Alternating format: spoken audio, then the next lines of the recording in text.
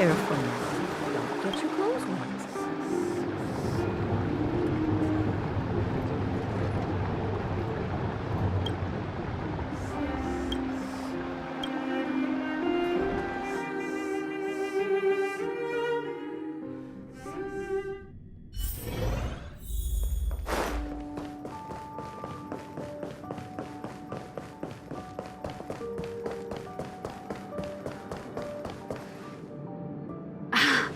There's plenty of precious stuff in here.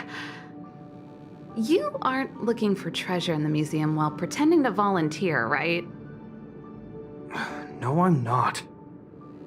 Oh, what's this gadget? This monitor and this keyboard. Is it an automaton remote control terminal?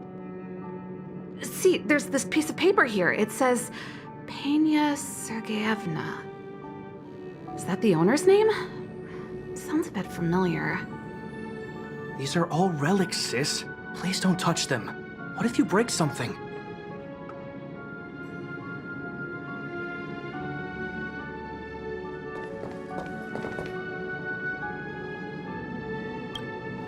Oh, we were just waiting for you. Long time no see. I wanted to talk about this in our chat group, but sis won't have it. I'm sorry you had to run all the way out here. Actually, I want to talk to you about our little Lynx. She's our little sister, the youngest child of the Landau family. She just came back from a scientific exploration on the snow plains, but she seems really out of it, almost like she's worried about something. And she won't tell us what happened. We're really worried and want to help, but we don't know where to start. The last time I saw her, she was preparing to meet someone on the snow plains. She even asked for a stove set from me. But no matter how Japard and I asked and probed, Lynx simply refused to tell us who she was going to meet. Such a failure of a sister.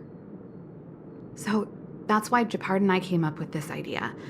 We'd like you to help us find out what's going on. One more thing. Don't let her discover you. Otherwise, she'll probably get upset with us. Thank you. We're worried about her meeting strangers. She's used to doing research alone in the snow plains, and we've always believed she can protect herself. But this is different. I'm worried she could run into bad people. Oh, right. If you're gonna go find Lynxie, you gotta know what she looks like. Don't worry, she stands out. She's blonde like us and, quite short. She's always wearing a white fur hat. If I'm right, she should be waiting for someone at the city exit, closest to the snow plains. We're putting our dearest baby sister in your hands this time. Let us know immediately if anything happens. Thank you.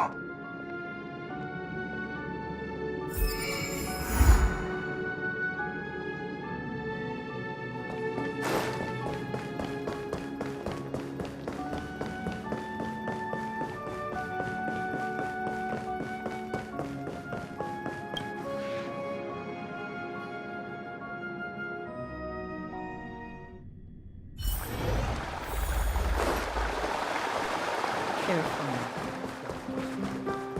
I'll see you at the usual place.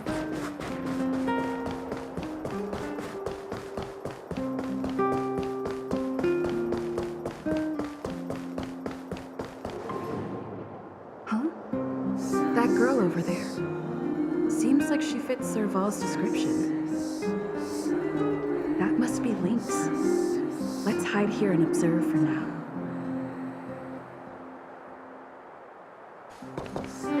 Lynxie, I'm here! Let's go!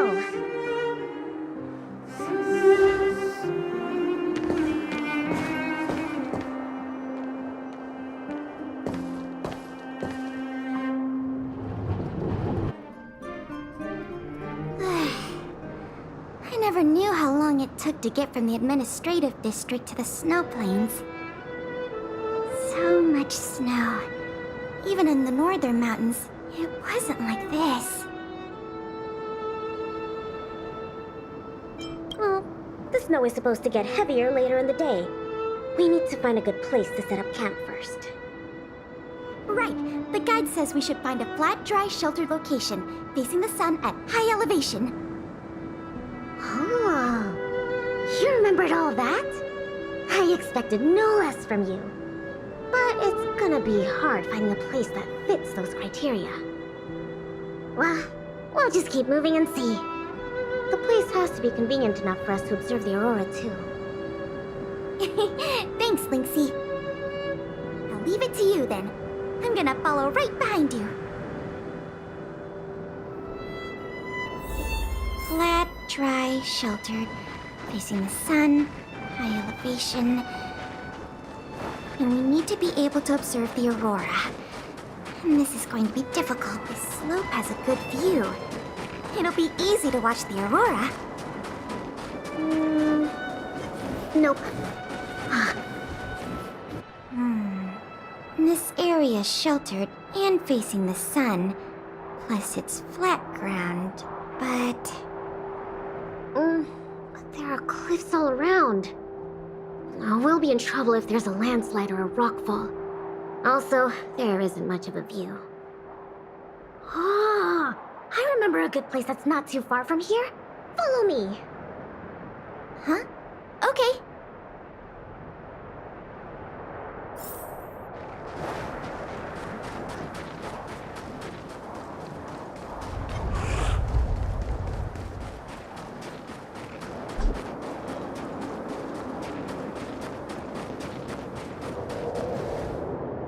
We're at a dead end. Lynxy, are you sure this is the place? Yep. This is the path to Candor Valley. There are low cliffs on both sides, but I cleared all the monsters here a while ago, so it should be safe and sound. Also, the mountain wind during this season usually comes from the north, which is another reason why we couldn't camp on that previous slope. These two hills can block the snowplains' gales for us. I never even noticed. Huh. Camping is a complicated science. Oh, not really. But the environment outside of Bellabog is very tough. If the weather here was as good as inside the city, well, then we could have camped anywhere. That's true. I hope that becomes a reality one day. Only problem is, the view here isn't great. Are you sure we'll be able to watch the aurora? Don't worry about that for now. Let's get the tent ready, then go find our dinner. Sure, I can help out with the tent. I memorized that section in the camping guide. Okay, then I'll go set up the stove. Oh, if you have any questions, just ask me. Huh?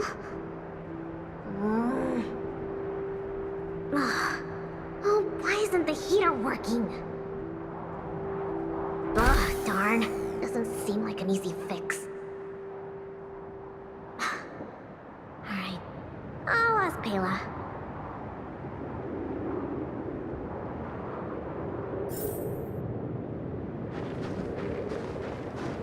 Weird.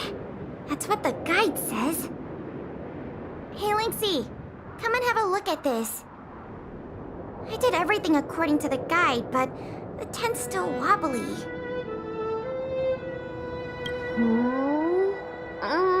Let me have a check. Main poles, check. Brow poles, check. Ropes, check. Ah, it's the pegs! The pegs! I forgot to mention, thick snow needs leaded iron pegs. Got it. It's definitely sturdier now. Nice job, Lynxy. It's your kind. My oversight. I've got a question too. Can you take a look at this stove? I think it's broken. Huh? Sure, let me take a look. The geomarrow fuel activation component probably stopped working. Do you have a spare one? No. Serval told me this was a brand new stove. Did I bring the wrong stove? Does this mean we have to make a fire with geomarrow? I specifically got this stove from Serval. That's okay. These components are really common. Maybe we can find a spare one in the ruins around here. You take it easy. I'll see if I can find one. Oh, and I'll keep an eye out for food, too. I'll come with you. Finding food is easy, but finding that component is gonna be hard. We'll do our best. If we can't find one, we'll just do what your guide says and chop wood to make a fire. Huh? Ooh, what's in this tree trunk? You found something? There's food in here. Really? I'm gonna pry it open. There. What exactly are... Oh, these are mimic snow slugs. They can change their appearance to match the external environment. They're really cute. Yeah, but we should put them back. No. These slugs taste really good once they've been roasted. They kind of taste like, snow mice?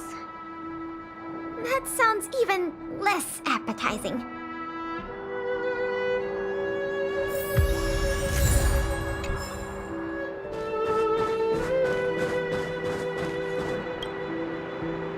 There might be spare stove parts in the ruin. Let me see. Huh. Don't tell me you want to crawl in there. Of course I do.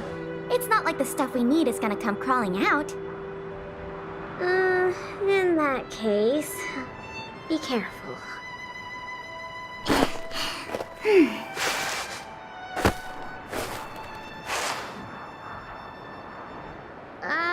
Did you find anything? I didn't find any components, but I got this. I don't know if we can still eat it.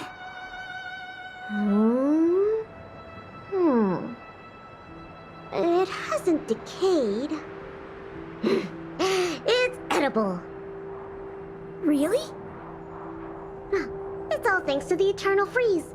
We can eat raw fish from 700 years ago. 700?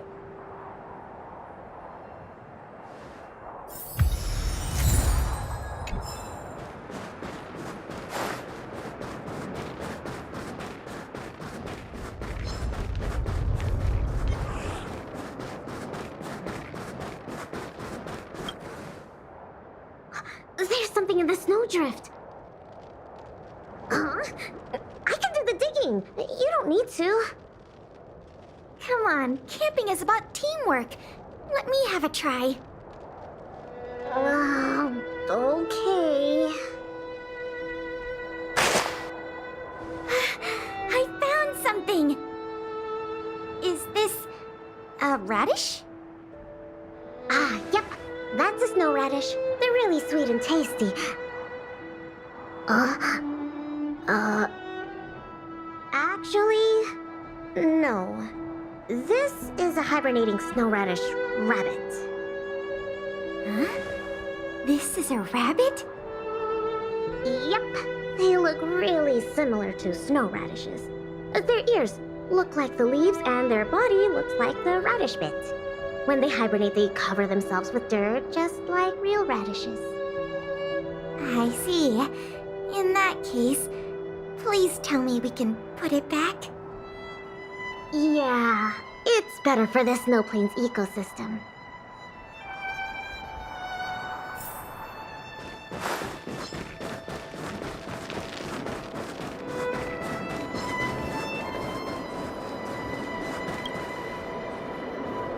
This crate looks promising.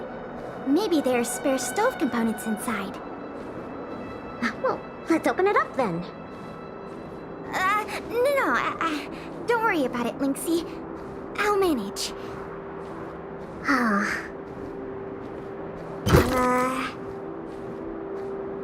Are these sausages? Sure looks like it. And they were probably placed here not long ago. Could it be the Bellabog caveman's food? Bellabog caveman? Wow, it's a legendary creature. It looks like something between a man and a monkey, roughly the same size as a man, with dark blue hair. Its activities are very mysterious, and no one in Bellabog can find concrete evidence of its existence. Well, I've only chanced upon it a few times myself. Whenever I tried to take a photo of it, it had already run away. I feel like these sausages might constitute a great Bellabogian scientific discovery. Let's bring them back with us. Hold on. There are some letters here. Sam something, Coast something. I can't read the rest, but it seems like a name. Guess it can't be the Bellabog caveman then. Do cavemen even know how to write? Don't worry, Lynxy. I'm sure you'll get concrete proof one day. Let's leave the sausages here. I think someone might be missing them if we take them. I think we've searched through everything here. Let's head back, Pela. Okay. I feel bad that we didn't find a spare component. Oh, it's fine. We'll just light a fire with geomarrow. Let's go back and have some food. Pela? What's up? We don't really need that stove to cook. I know, but since we're looking for food, I figured we might as well try to fix the stove. I think there's some... Lynxy, wait! That thing in the camp is a dangerous fragmentum creature. I see it too, but it doesn't seem aggressive. And it's all chubby and cute. Don't be fooled by its appearance. About 20% of our Silvermane Guard fragmentum losses are a result of chasing this creature. We haven't figured out everything about it yet, but there's one thing we're sure of. They have the power to control people. We need to be careful. What? But this little buddy gave me something good last time, and it didn't hurt me. That must be the first step in their mind control process. You were lucky. We should defeat it just to be safe. Fragmentum creatures are Bellabog's enemies. They shouldn't be trusted. But... I didn't even get to take a photo of it last time. Now's a good chance. Can I at least take a picture, Pela? That's also my job as a researcher. I understand, but the sound of the shutter and the camera bulb might set it into a frenzy. It noticed us? It might be looking for an opportunity to attack. Be careful.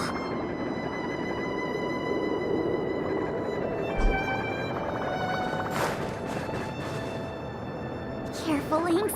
It's going to attack!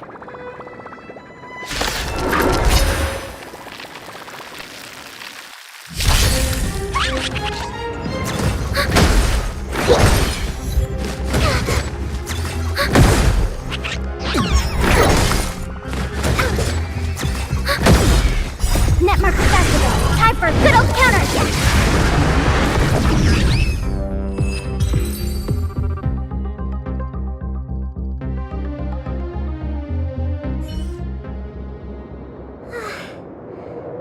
Hopefully it won't be coming back anytime soon. It disappeared again. It must have used some fragmentum loophole to escape. Do you really want to take after it, Lynxy? No, just a bit curious. But these guys do disappear in a flash when they get scared. Anyway, crisis resolved. We can now make some food. Huh? Our little buddy seems to have dropped something.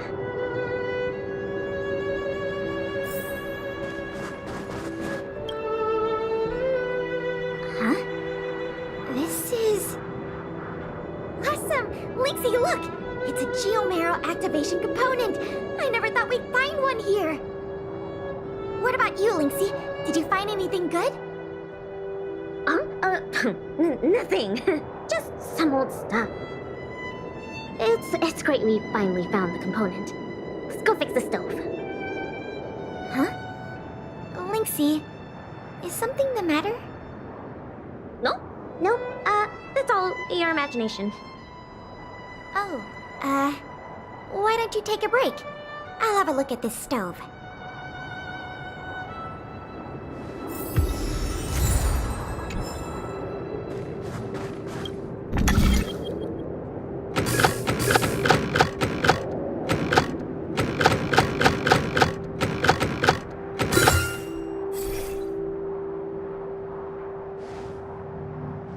Okay, how done?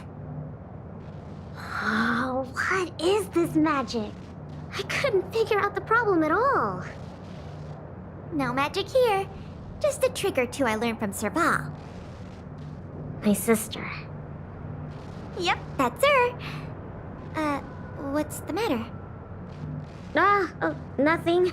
Just, sometimes I'm a bit jealous of Sabal, you know? She knows everything. Same as you then. I'm serious. Outdoor explorer, mechanic, they're both experts in their field, right? I think you two are awesome. Anyway, it wouldn't be hard for you to get her to teach you something. You're her sister. She'd be happy to teach you. Well, you say that. But, never mind. It's getting late. Let's cook something. Yay! That's my favorite part! Wait, no. My favorite part is watching the aurora. Anyways, let's take a look at what ingredients we have. Every ingredient has its own effect, and combining them will create unexpected results. Ooh, what kind of effects are they gonna make? Let's just give it a try.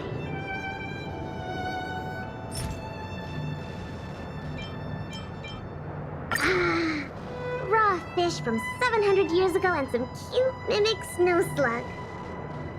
I don't think either is edible. Oh, don't worry. We'll make them into a hot pot. Just add cream, biscuit crumbs, and the canned sardines I brought. You're putting canned sardines into a hot pot? Please don't say that. Oh, well then, this will be the main course for tonight. I'll show you what I can do as a chef. Why don't I cook tonight? You can take a break. Oh, come on, it's fine. Just leave it to me.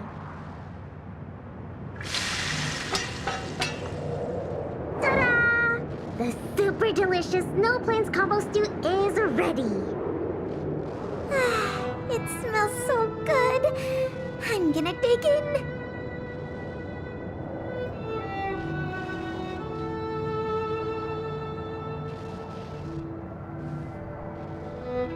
I'm so full. Guess now we just wait for the light show. The aurora should start soon. Before that, let's just chat.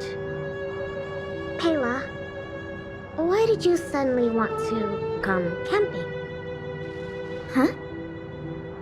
Well, aren't you always saying how you just want to lie in bed when you get off work? Sorry. I hope this trip didn't surprise you. No. I mean, sure, I'm not the most sociable of people, but I love camping with a good friend. I had a great time. It's been a lot of fun. Oh, you're always like this. Even on this camping trip, you keep trying to do things.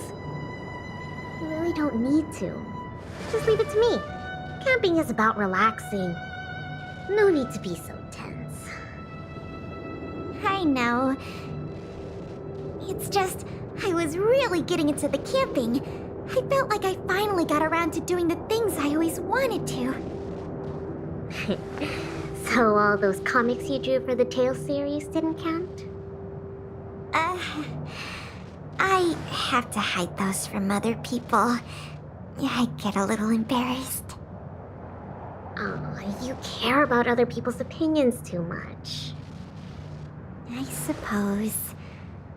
I wish I could be more like you.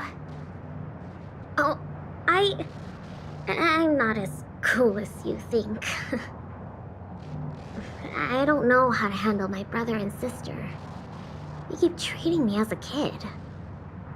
Like, they're both really capable and awesome people. Which is why I feel really pressured when I'm with them. I'm already a grown-up. I have the capacity to do what I want to do. Why can't they just stop worrying and let me do what I want? That's how families are. Sorry, I shouldn't talk about this. I was getting carried away. It's okay. It's not like I even know what she looked like. So, when's the Aurora due?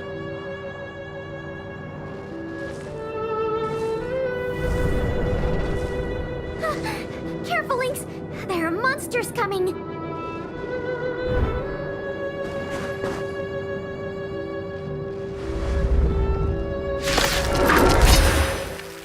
How did it get here?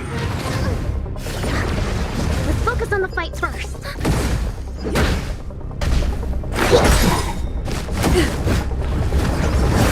More than that.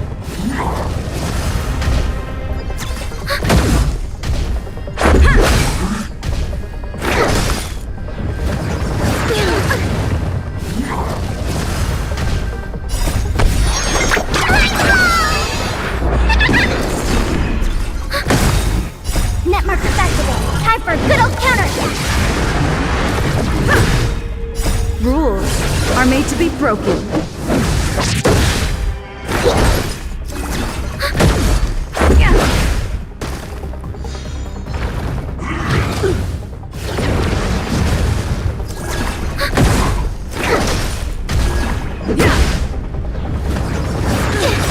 Not good. Net markers activated. Time for a good old counterattack.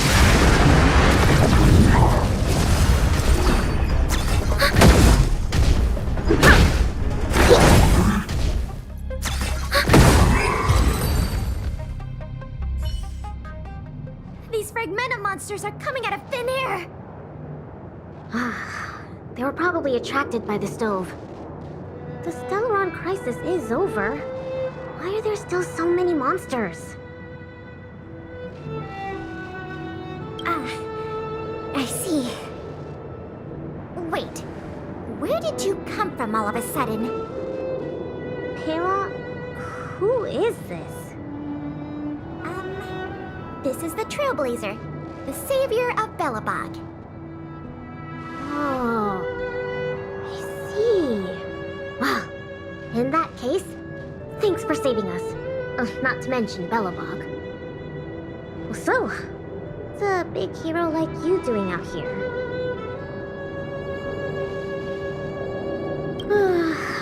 I knew it.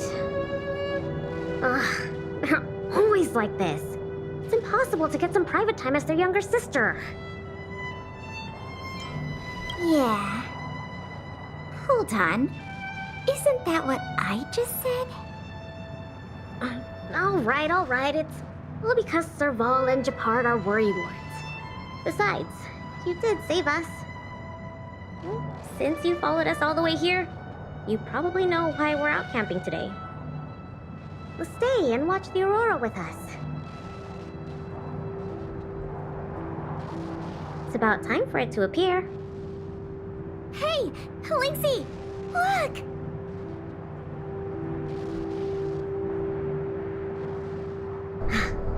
Come this way.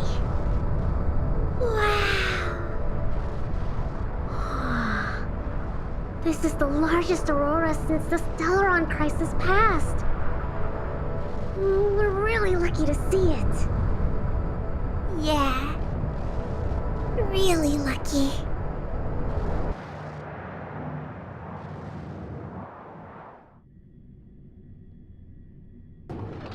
So awesome! I got to taste Lynxie's cooking and see the aurora. This Snow Plains adventure was the best. You look really happy. Huh? Me? I'm not that happy. What I mean is,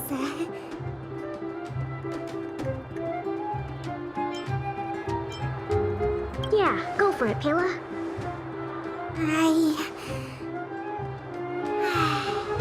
It was a great experience. Thanks to you, Lynxie. Not to mention you. Anyway, what now? Back home? Wanna go out for a midnight snack later? We can. I heard a pretty good steak place opened up in the south of the administrative district. We can go try it out together. Sounds good. That's settled then. Let's part ways for now and rendezvous later tonight. Pela, hold on. What's up? This is for you. What is this? I found this on the ground before I fixed the stove. I guess that fragmentum creature dropped it. I think it might be best if you check it out yourself. Penya Sergeyevna. I see. Thank you, Lynxie. Let's meet up here later tonight. I better get going.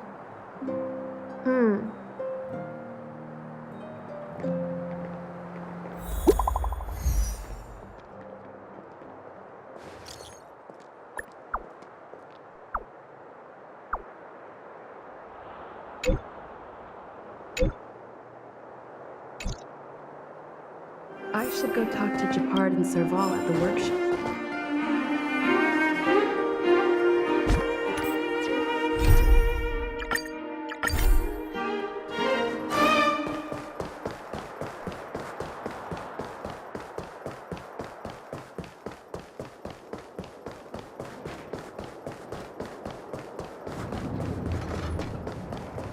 You know what I need. Between expeditions, it's always a challenge to make time with Lynx. But why doesn't she want to talk to us? Calm down. We've got her to help us.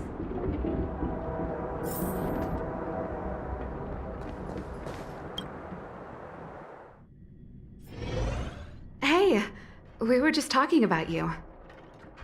How was it? With Lynx?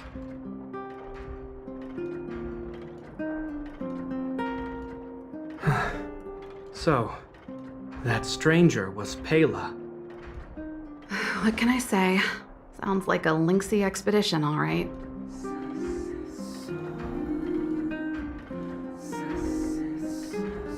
No way! As long as Lynxy can protect herself, I'll be supportive in all her ventures. Serval is right. This time, this was Lynx's own choice. We won't be upset with her. But exploring the snow plains is still quite dangerous. All right, calm down. She'll be able to look after herself. Thank you for being around for this. Japard was too anxious to sleep. Sis, you're exaggerating. As for how we'll communicate with Lynxie in the future, we'll have to have a good think about it. You really helped us a lot this time. Thank you so much.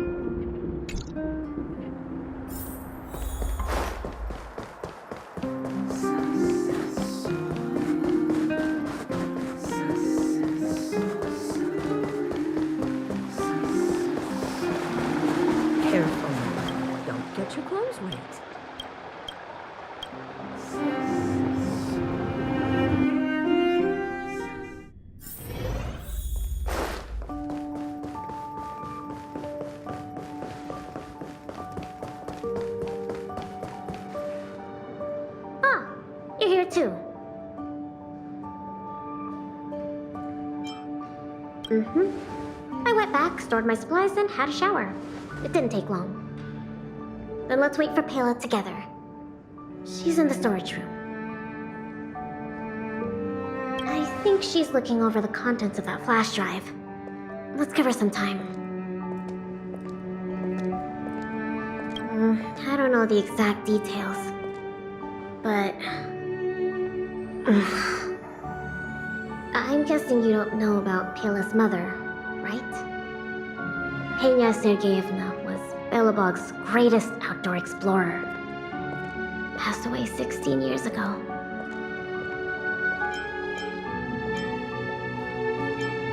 The exploration team belonged to the Silvermane Guards at the time, so they had authorization. Anyway, well, something else happened 16 years ago. Pela was born. Yes.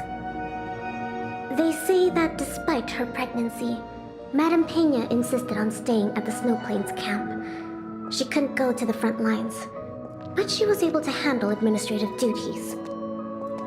Then, finally, the day of Pela's birth arrived.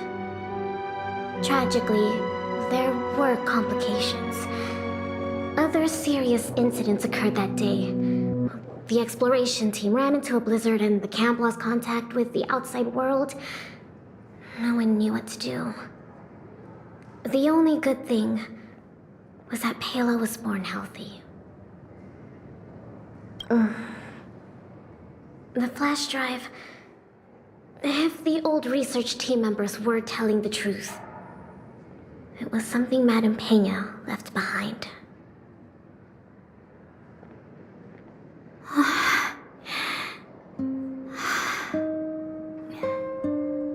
Madame Pena asked a colleague to take her terminal and flash drive back to Belobog. She said they contained a treasure for Pela. She said that once Pela was older, she'd be able to understand the contents.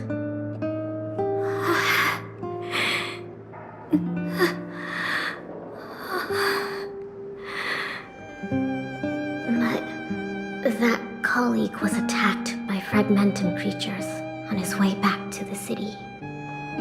During the attack, he dropped the flash drive in confusion, only managing to bring back the terminal.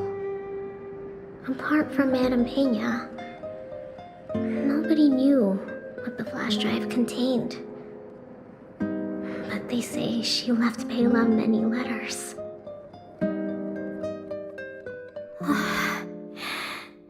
From the moment she knew she was pregnant to the day of Pela's birth.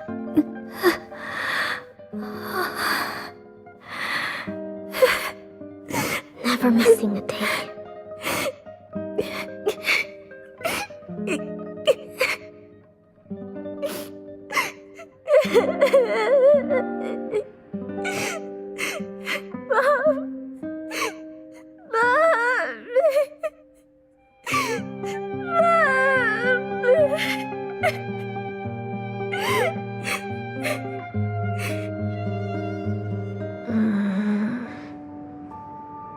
I'm fine.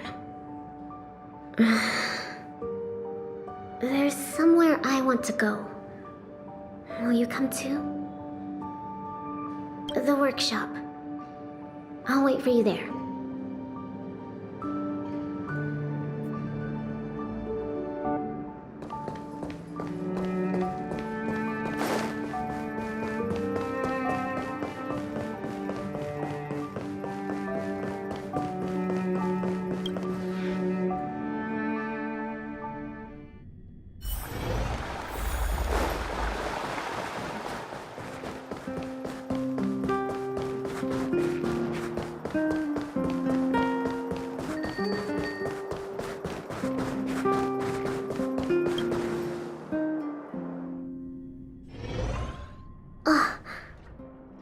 Serval, Japard. I'm back. Lynx! You're finally back. What's with the red eyes? Did something happen? Japard? Way to make it obvious. Welcome home, Lynxie. Oh, it's okay. It's okay. Seems like a lot went down in the snow plains. Thanks again for your help. I think we need a little private time. See you soon. I should give them some time together.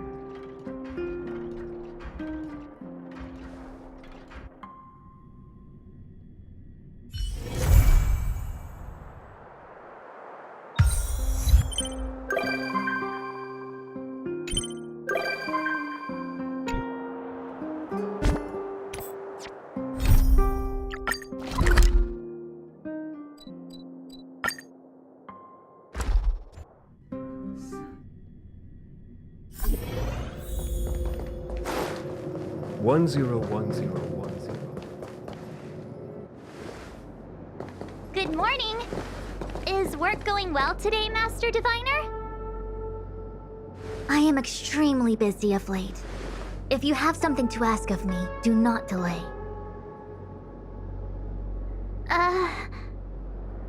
You were about to say something along the lines of, how did you know I wanted to ask something? But then you remembered who you were talking to and decided not to bother, correct?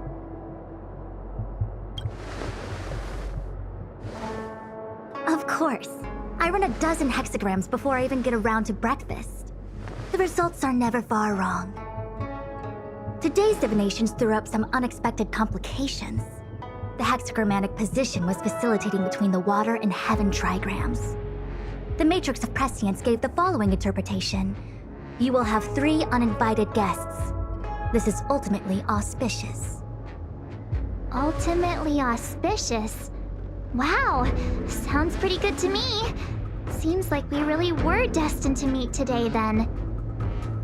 You know, I see you've been using the Matrix of Prescience to divine into Kafka's past. Well, I have a similar request.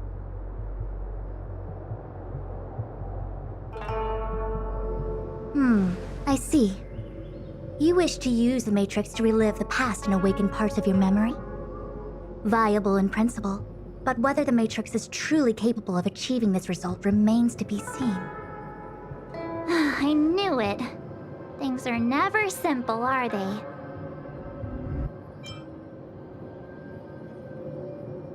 Who said that? I didn't say it was impossible. I said it was viable in principle.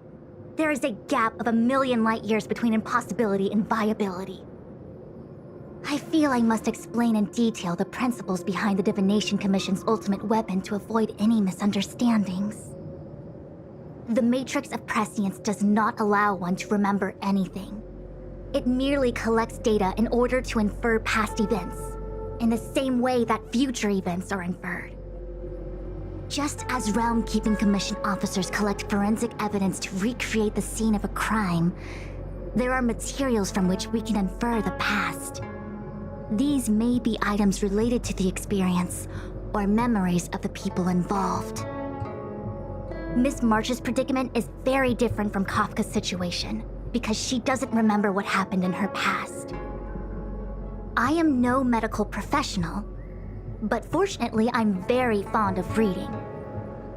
We understand that there are 2 types of memory loss. One where the memories remain dormant, floating around in the unconsciousness unable to be awakened.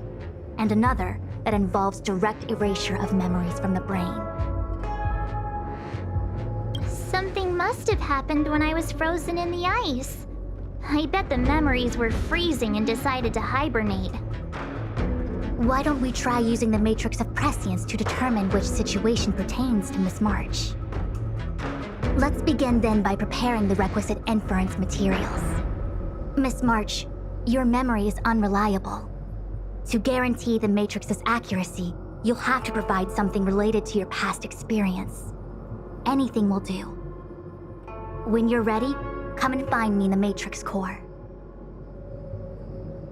The diviner said I need to provide something from my past experiences. What should it be? How about a Cienjo souvenir? 101010.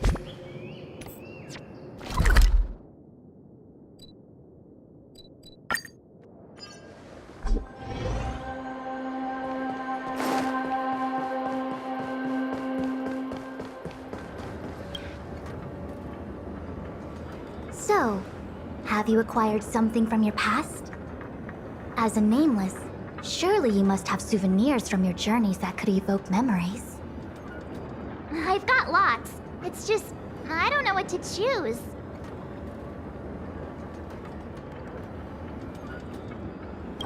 Proof that I boarded the express. The conductor gave me this. Memories from the Astral Express? That should do the trick.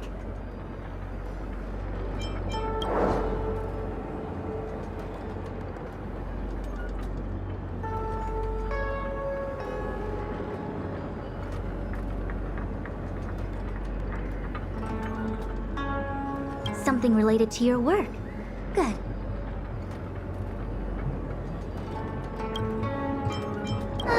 So shiny and pretty. I picked up this little guy in Belobog's underworld.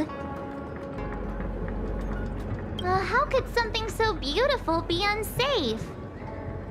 I can understand a young girl's fondness for glittering gemstones.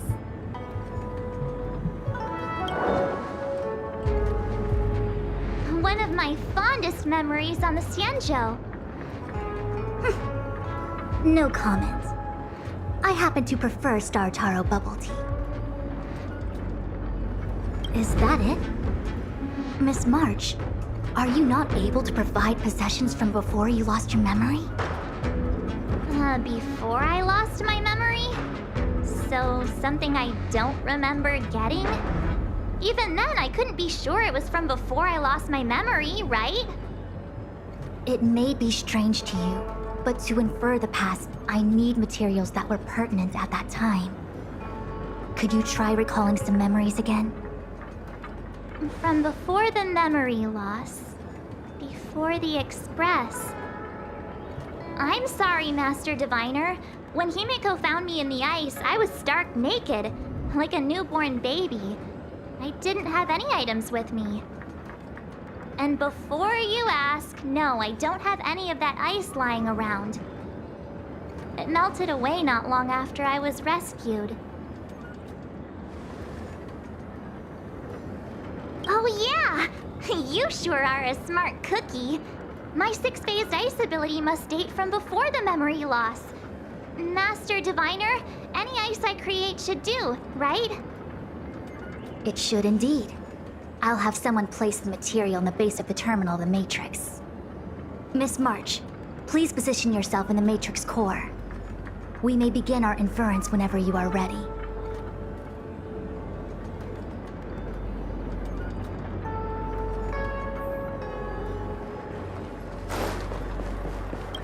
The Matrix has clear diagnostics.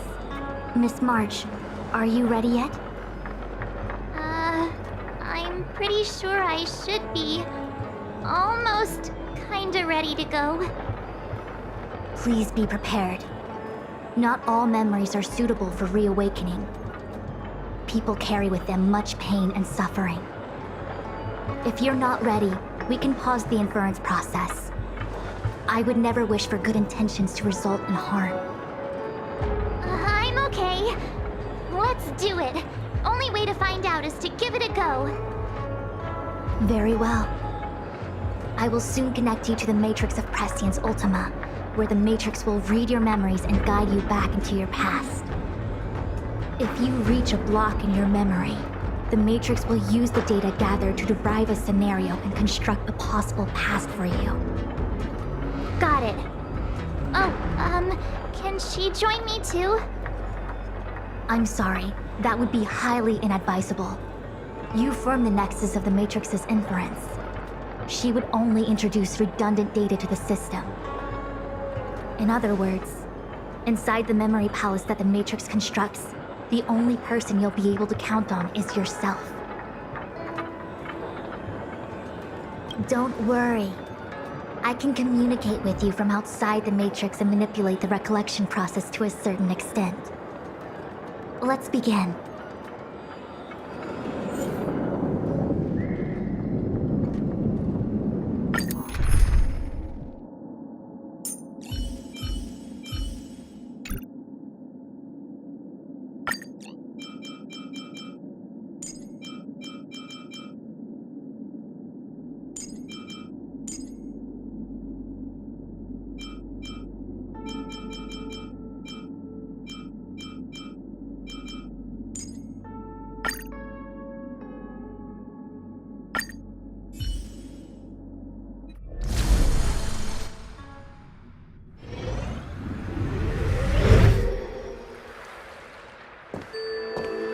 The Matrix of Prescience has reconstructed your past.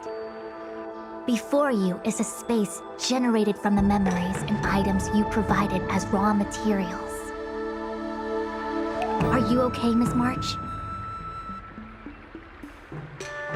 I'm good. Everything seems normal. You have a strong constitution. Most individuals feel nauseous after being presented with the dizzying excess of information provided by the Matrix.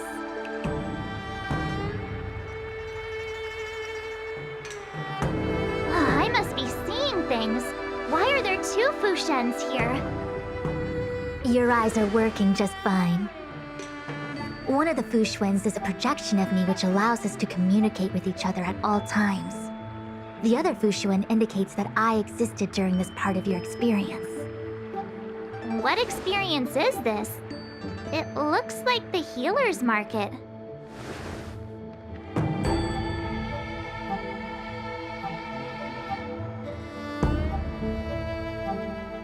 Unless I'm mistaken, this must be the time we broke into the Alchemy Commission.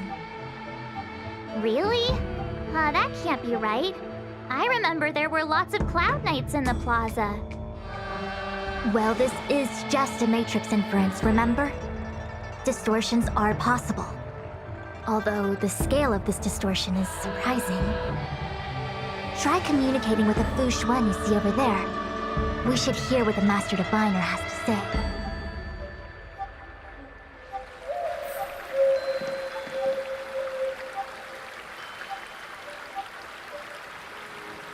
Miss Fushuen, is that you? Wrong, Fushuen. Talk to the other one. Miss Fushuen, is that you? If we want to resolve the Stellaron crisis, we must refine the question. What is the crux of the problem? Generally, it is believed that when one seizes on the crux of a problem, the problem will split open like bamboo on the edge of a knife.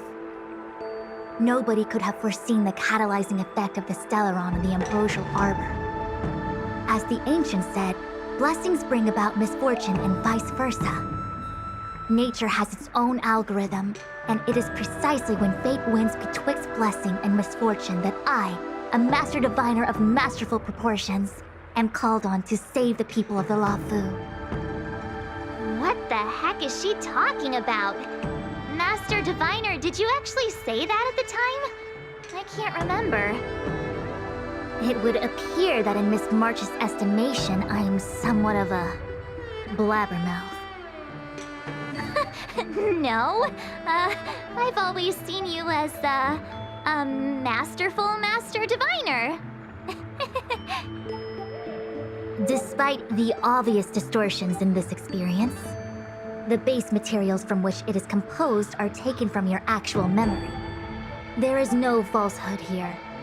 In other words, your subconscious mind thinks that I talk in tongue twisters. It's mainly just that I can't always comprehend the lofty ideals and principles you discuss. Forget it. Now is not the time for losing one's temper.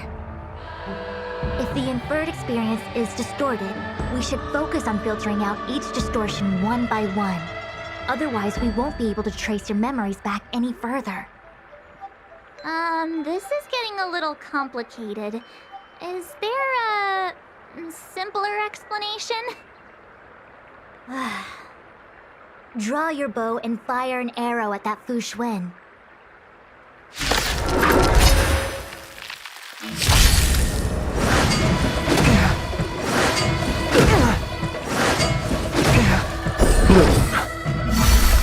Converge and awaken!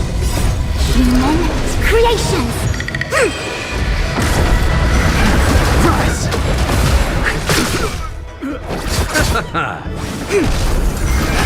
Break! World cleansing dragon!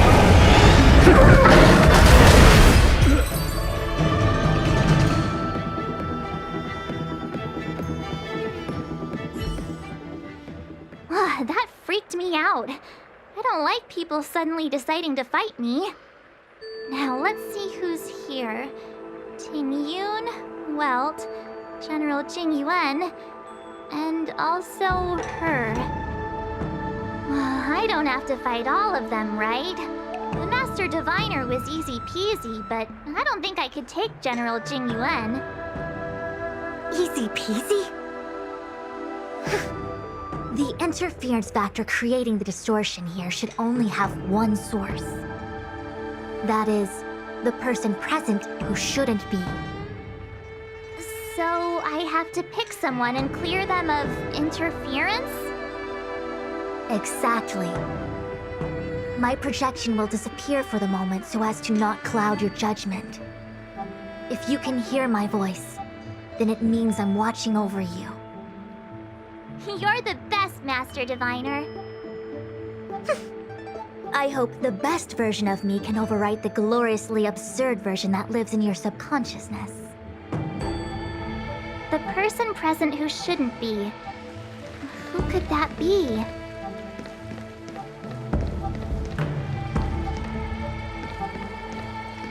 Hey! Fancy seeing you here. Hey, it's fine if you don't want to talk in real life, but this is my memory, so it's my rules. Come on, say something. Something. Seriously?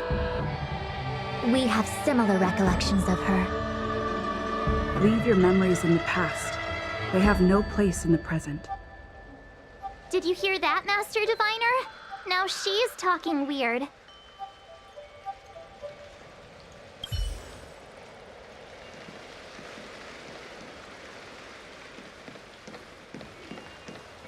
Roll up, roll up! Miss March, would you like to take a look at the latest edition of the Xianzhou Beauty Index? The chance of drawing a La Fu Playboy card is super high right now. Miss Ting Yun, it's great to see you so happy, but I can't help feeling a little sad. The past is in the past. What is there to feel sad about? Live every day as if it were your last.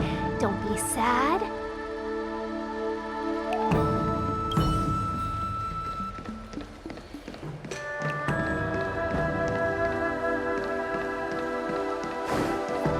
Mr. Yang, hi there.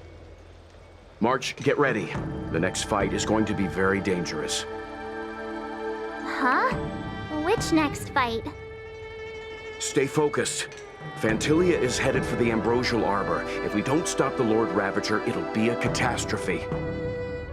Okay, all right, got it. Another thing, the future is what's most important for us. Don't you agree, March? What? Dwelling on memories can numb your sense of the present and inhibit future ambitions.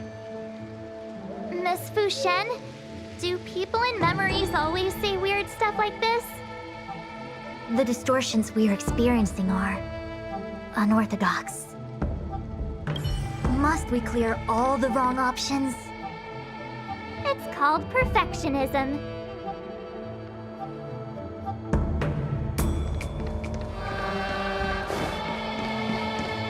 General, hello. General? General Jing Yuan. Jing Yuan.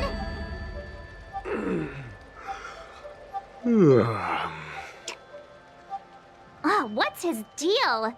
Who falls asleep standing up anyway? This is clearly your subconscious projecting onto the General. I remember now. The General wasn't there when we broke into the Alchemy Commission. Looks like we found the source of our distortion. March 7th. Ah! You scared me. Why'd you wake up so suddenly? Are you not satisfied with your life as it is? I'm satisfied. Then why are you obsessing over the past?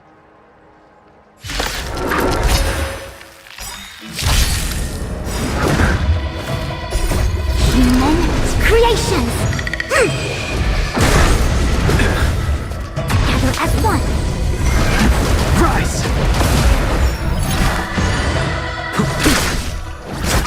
Oh, Grace. And return!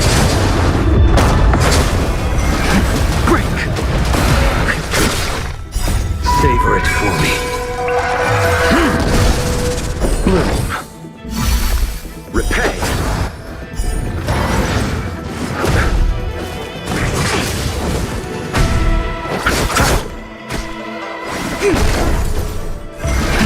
Rise!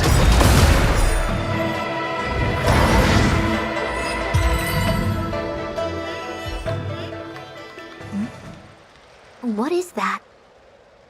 I know what this is. It's a Bellabog heater. Wait a minute. What's a Bellabog heater doing at the healer's market? Looks like part of one experience has infiltrated another. A foreign object, so to speak. A foreign object? That sounds like a medical issue. Will it require surgery? No. I believe the object is a sign of the Matrix purging distortion. It has managed to trace back to another one of your experiences. Make contact with the object. Let's see if we can jump over into that experience.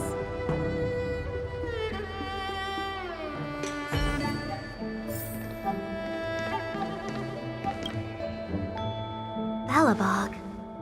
I've seen that name somewhere in the astral charts. There are many similar star systems on the Xianzhou trade routes.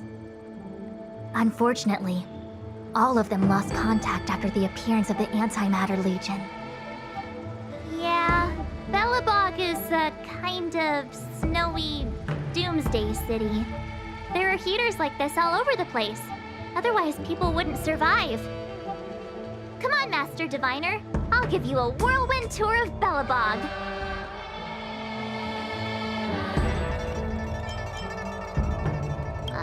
Is touching a heater a good idea? This thing is red hot. What if my hand turns extra crispy? It's okay. This is a memory space. If something hasn't injured you in reality, then it cannot injure you in memory. Well, I was never beaten up by Jing Yuan in reality either. Enough of that. Touch it. Hey, don't pull on my hand. Ow, ow, ow! Hot, hot, hot!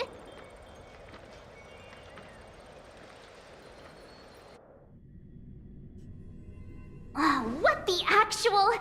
That thing was flaming hot! You said things that never happened to me in reality couldn't happen here. I said that if something hasn't injured you in reality, then it cannot injure you in memory. I didn't say anything about the sensation of injury. So this is Bellabog. I was expecting it to be cold. It's freezing. What? Master Diviner, aren't you cold? I can't stop shivering. Most likely a result of me never having experienced true cold. I'm afraid you'll have to do the shivering by yourself. On the Luofu, you and I have shared experiences. And so I was able to provide more active assistance. But in Bellabog, you'll have to rely on your own judgment to ascertain the source of distortion, and get the foreign object to appear. Yeah, I get it. Oh, Miss March, I have one more thing to ask. Have you ever experienced great suffering? What? I don't think so. Why are you suddenly asking me that? Sometimes people forget extreme memories to protect themselves from suffering. Perhaps you didn't notice, but in your memories of the Luofu, everyone you met was either hinting or explicitly stating that you should stop trying to remember. I believe this is most likely your subconscious communicating with you directly. Though, of course, we cannot rule out that external forces may have interfered with your memory. In the latter case, it is possible that someone decided to leave warnings in your subconscious to prevent you from recalling the truth. Am I really that important to someone? I don't think there's anyone who'd go to all the trouble of locking up my memories. And yet, memories are precisely what you seek, no? I say this to say one thing. Are you certain you wish to continue exploring your memories? You said external forces might be messing with my head, right? That just makes me more curious. No one gets away with locking up my memories. Let's go. I'll show you the way to Goethe Hotel. Very well. I must admit that I'm finding the whole matter more interesting by the minute. This memory should be from the first day we arrived in Belobog. By the second... Miss March 7th. Welcome to the Sampo Hotel. I'm Japard, the security here. Why would hotel security need to be armed to the teeth? Is there great lawlessness in Belobog?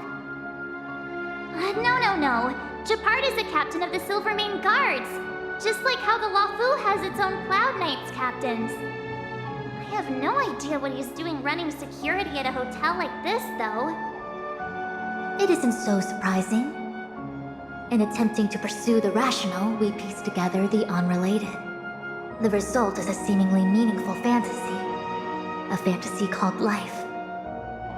Excuse me, Miss March. Do you need anything? If there's nothing else, please let me get back to my duty. Also, allow me to remind you, you cannot change the past. The future is all that's left for you. That actually does feel like something he would say.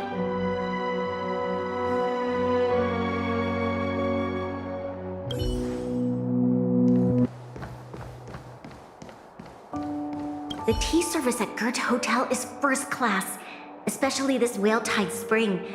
They say that an architect once used the preservation's power to make camellias bloom on the snow plains, and that this tea is made from those leaves. Whale-Tide Spring? Isn't that a variety of Xianzhou tea? My brain must be filling in the blanks. Probably because I never drank any famous tea in Belobog. Ugh, so bitter! Yuck! Bitter tea is good for your health. Ugh, bitter is bitter. If it tastes like that, it doesn't really matter how good for you it is. There's an old saying in Belobog, blessed is he who can eat the bitterest of bitter. These experiences are becoming increasingly distorted. Seems like my subconscious mind has no talent for screenwriting. I'm not sure your conscious mind does either. I'm not denying it.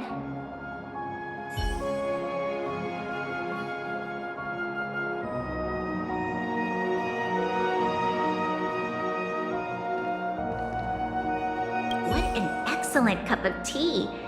It's a pity not everyone can appreciate its beauty. Much like the gift of forgetting, Miss March, it's bitter at first, but with a gentle aftertaste. This Bronya is really different from the Bronya I remember. The force that's distorting this experience is nearby. Do you have to make it sound all scary? Rest easy. I can guarantee your safety while you're inside the matrix of prescience.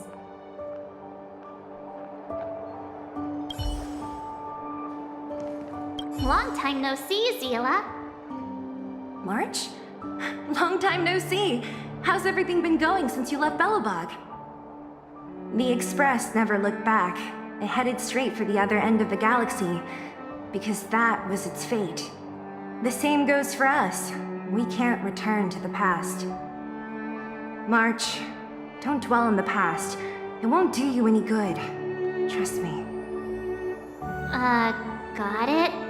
Thanks. These warnings are ongoing. The situation is becoming stranger by the minute. It sure is. Let's press on and see what awaits.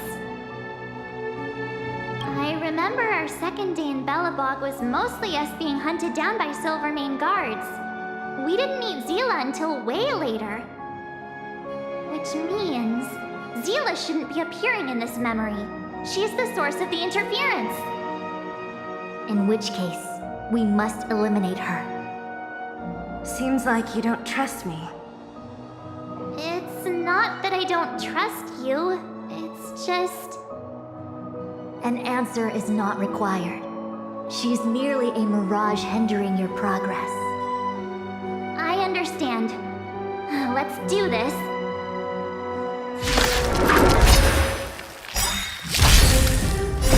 Human creations! Blood cleansing track.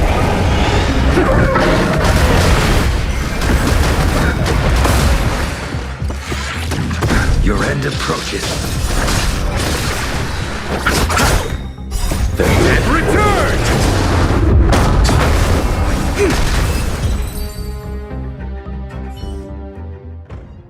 What's this?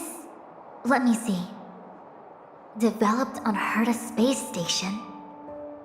Seems like this must be the foreign object. The next experience should be meeting her for the first time. Herta space station.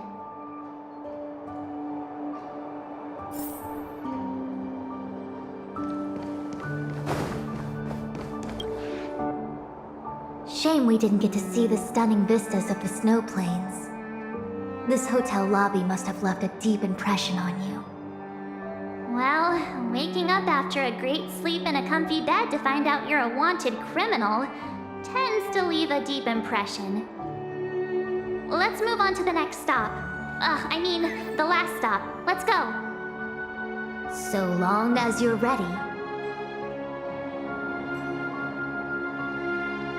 I'll take a monitor over a red-hot heater any day.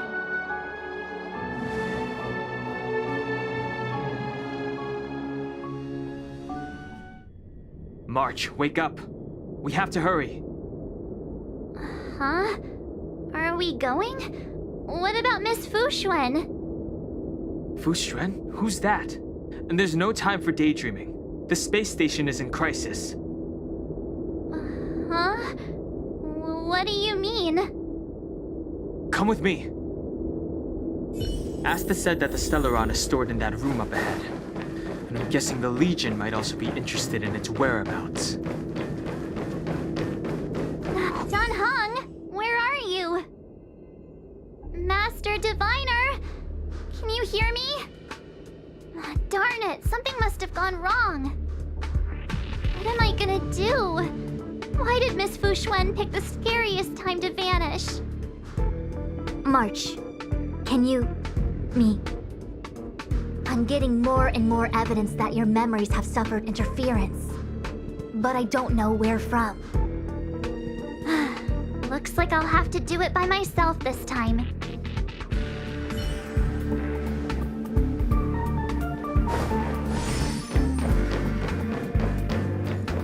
March, if you insist on looking back, you'll find nothing but confusion and chaos. You were the last princess, and also the last survivor of the Diamond World Adlivin. The planet was burned to an obsidian hellscape the moment Nanook ascended. Filled with despair, your parents swaddled you in warm clothing and placed you into an ice ship. As they watched you sink into the turbulent waves of the starscape, they felt a newfound hope. You were found and raised by strangers. You are the only savior, the promise of rebirth. Oh, wait! I wrote that! That's a story I made up about my past! Great. Forget memories. Now everyone gets to see my imagination.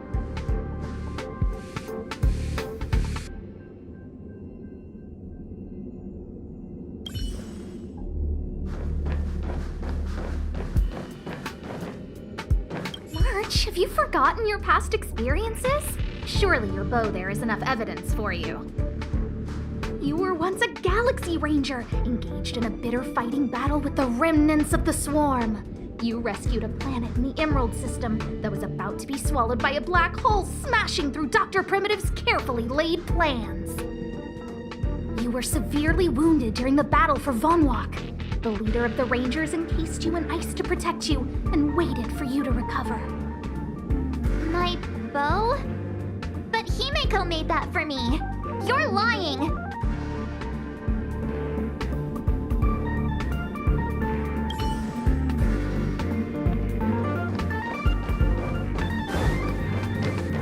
March 7th, one of the nameless aboard the Astral Express. After being picked up by Himeko, she was freed from the six-phased ice in which she was encased. She lost all memory of the past. Because she had no past to speak of, she was an Eon, and Eons have no past. From the moment they ascend, the past and future of their existence becomes inundated by their path. March 7th's mistake was the loss of the authority of the Eons. Could it be? That never even occurred to me. But I guess it's not impossible.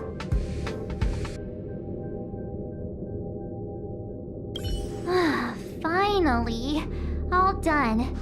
I better meet up with Fushuen if I want to keep going through my memories. March, leave your memories in the past. Why do you insist on returning to them? If they were so important to you, wouldn't you have remembered them? The moment a nameless boards the Express, a new life begins. We set out on a new road, never to return. Explore, trailblaze, but do not dwell on the past. You'll tarnish the reputation of the nameless.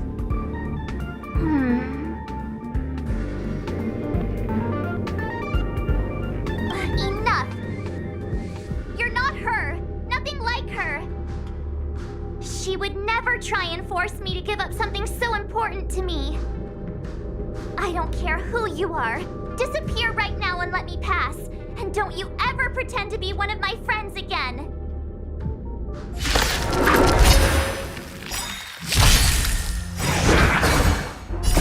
Human creations! Together as one! Rise!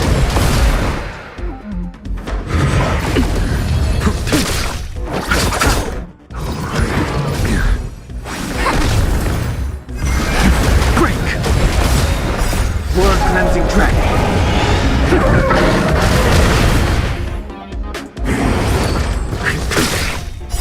Savor it for me. Receive divinity. Fail to stand you.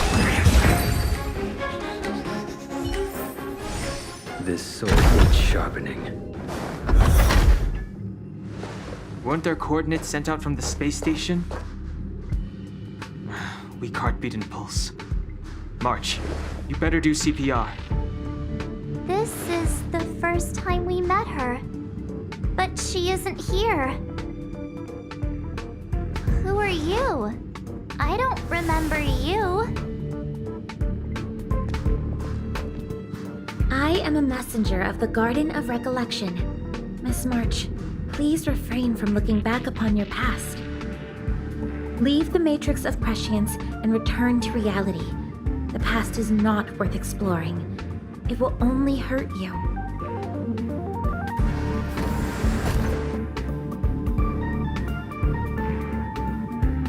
You're the one who needs to leave. I'm not letting this go. The Garden of Recollection? Did the Glow Swader send you? Are you the one meddling with my observations? What do you want with this girl? No matter the nature of your intentions, stealing others' memories like this, deceiving them, blinding them. I cannot allow that to happen. You leave me no choice but to resort to unconventional means. Miss March, this might feel uncomfortable, but I'm going to enter your memory world and help you clear out any obstacles.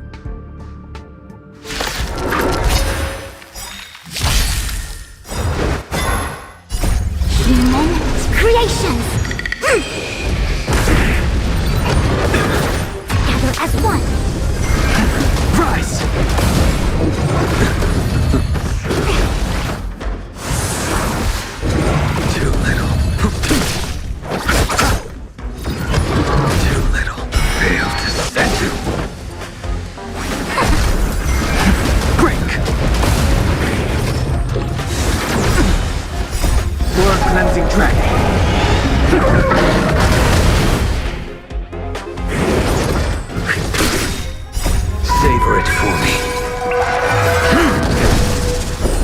divinity.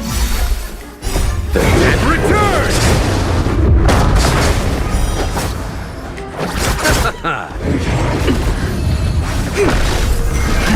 Rise! The fight is set. Converge and awaken! Human creations!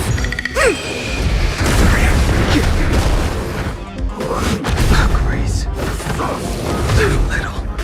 Failed to set you.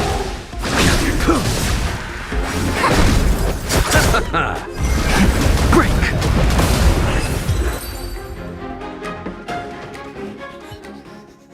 Thanks for your help, Miss Fushuen. I promised I'd watch over you. Besides, I've been blessed by the Wisdom Walker. I will never tolerate efforts to impede the truth. That person said she was a messenger. The Garden of Recollection. Why would they come after me? Many members of the Garden have their own agenda. It's impossible to confirm anything from a cursory introduction. This is the Astral Express, no? It would seem that you're nearing the source.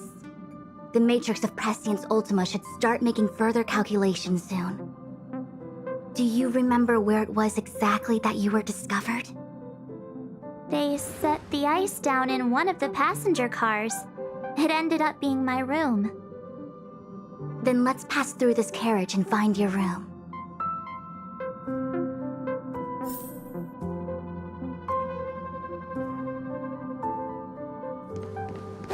Don Hung, let's crack open this Be item. careful not to harm her. I've got this. Pom-Pom, go and get...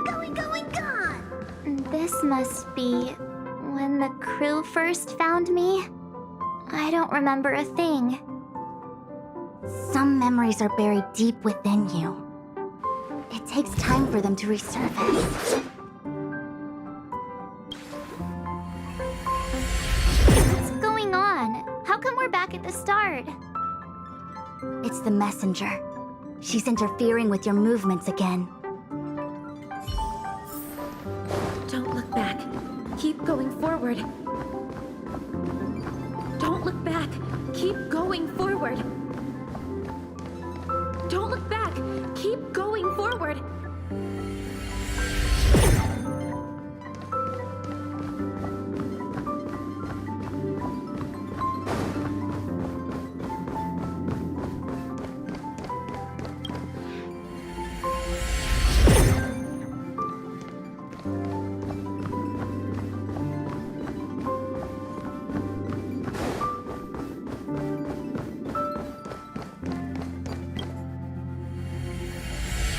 The interferer has been thwarting your progress this whole time. Maybe the only way for you to find your past is to take a step back.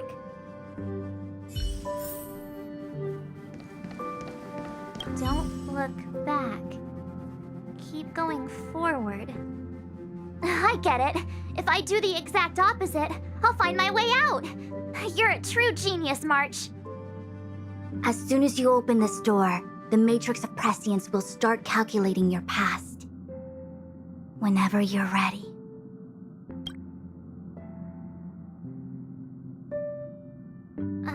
Is this my room?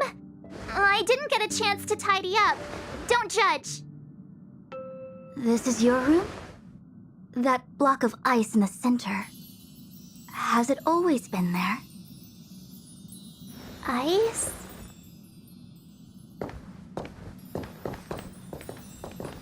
This must be the foreign object.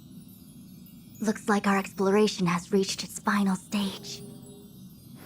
I will confirm one last time. Are you sure you wish to keep exploring your past? Yes. I'm sure.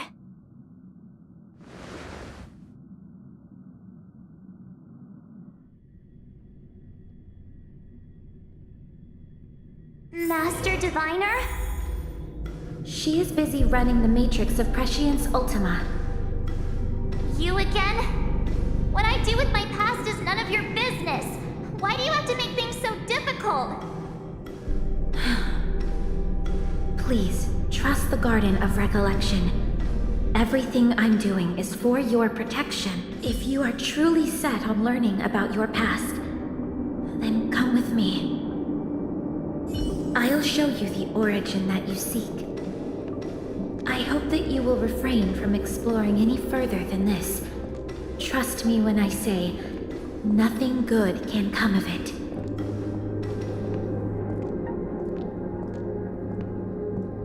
There it is, your origin. Your life unfolds from this point on, full of unique experiences and adventure. What happened prior is meaningless to you. The value of your life does not lie in what happened in the past, but in the present and the future. The eagle returns from an unsuccessful hunt. The sailor avoids the course they know to be dangerous. And you, my child, should come to learn that the past is just an illusion. But your experiences now will be remembered forever. It is time to say goodbye. Here, a parting gift for you. I look forward to our next encounter. Wait! Hold on!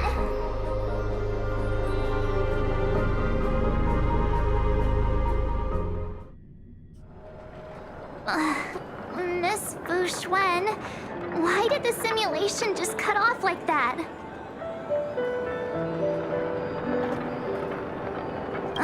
I'm fine. Just a little lightheaded is all. And the Matrix of Prescience stopped at precisely the same moment.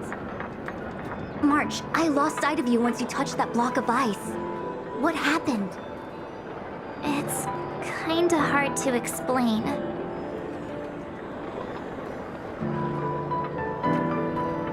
So, that mysterious girl was really a messenger of the Glow Swather? Glow Swather? You mean Fuli the Remembrance? Are they the Eon connected to my past? No, it's too early to draw such a conclusion. All I can say is that it was very likely an Eon that sealed away your memories. But not necessarily Fuli. When the messenger spoke of protection, perhaps she meant the following. By sealing away your memories, the Glow Swather wasn't attempting to harm you, but to shield you from the memories themselves.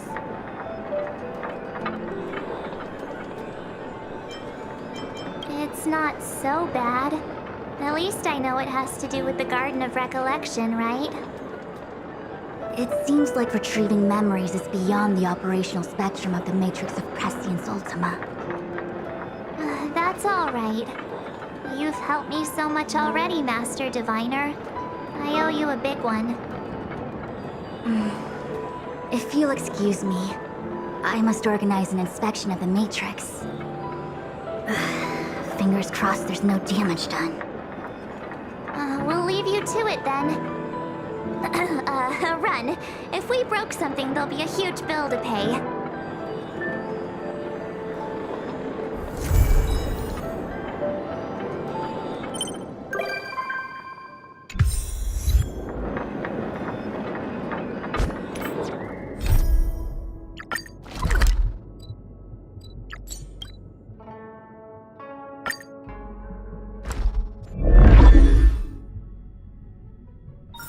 It's getting late. Where to now?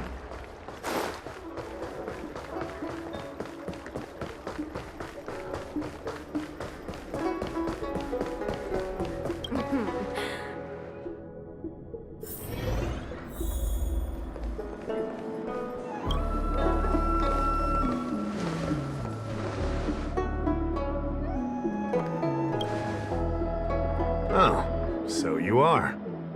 And these would be Miss March 7th and Mr. Yang, I presume. That's right. I'm the first one. He's the second. We're here to help. Marge, try not to sound too excited. We're here for work, remember? You're the one getting excited. My first detective case. Finally, my intelligence and wisdom have a chance to shine. Miss March, Mr. Yang, I've been looking forward to meeting you. Make yourselves comfortable. One moment, please. Jingyan! Give me the photos! Coming, coming! Stop yelling!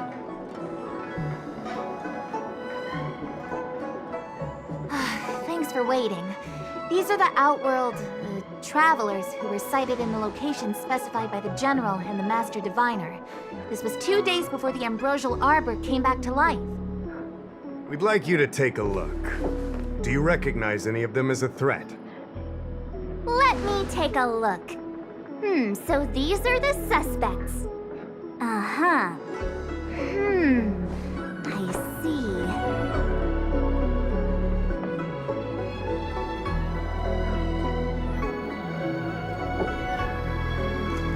What's wrong, Mr. Yang? See anything fishy? Who's he? I'd like to see more information on him. Which one? Let me see. I thought we talked about copying people. I don't have any concrete evidence, but I think he's worth checking out. Oh, him? I remember him. He's a traveling merchant. He trades throughout the universe. Knows a thing or two about remedial arts, too. He registered himself on the Xianzhou as... what was it again? Luocha. His name is Luocha. That's right, Luocha. He came to the Xianzhou with a huge box this time. Some sort of funerary contraption. It had a funny name, something to do with coughing. It was pretty conspicuous. I had to ask him about it.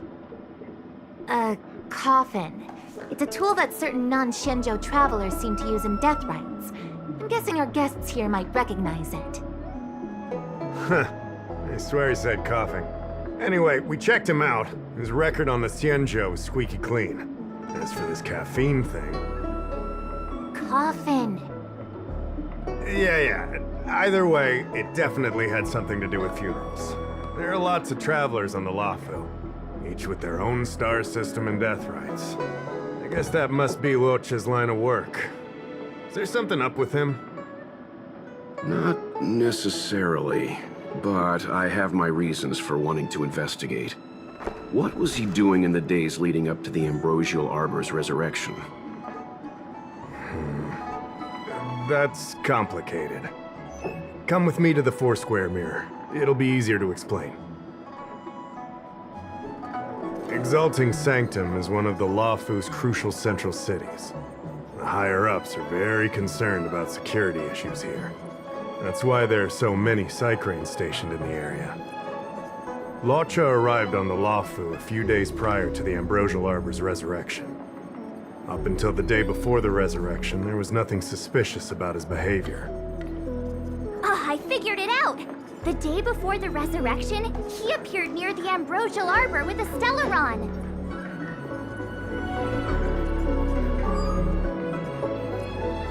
Oh yeah, I guess. You're pretty smart. Sometimes. You lot are enthusiastic, I'll give you that. The reason I mentioned the day before the resurrection is because we have no idea what he did that day.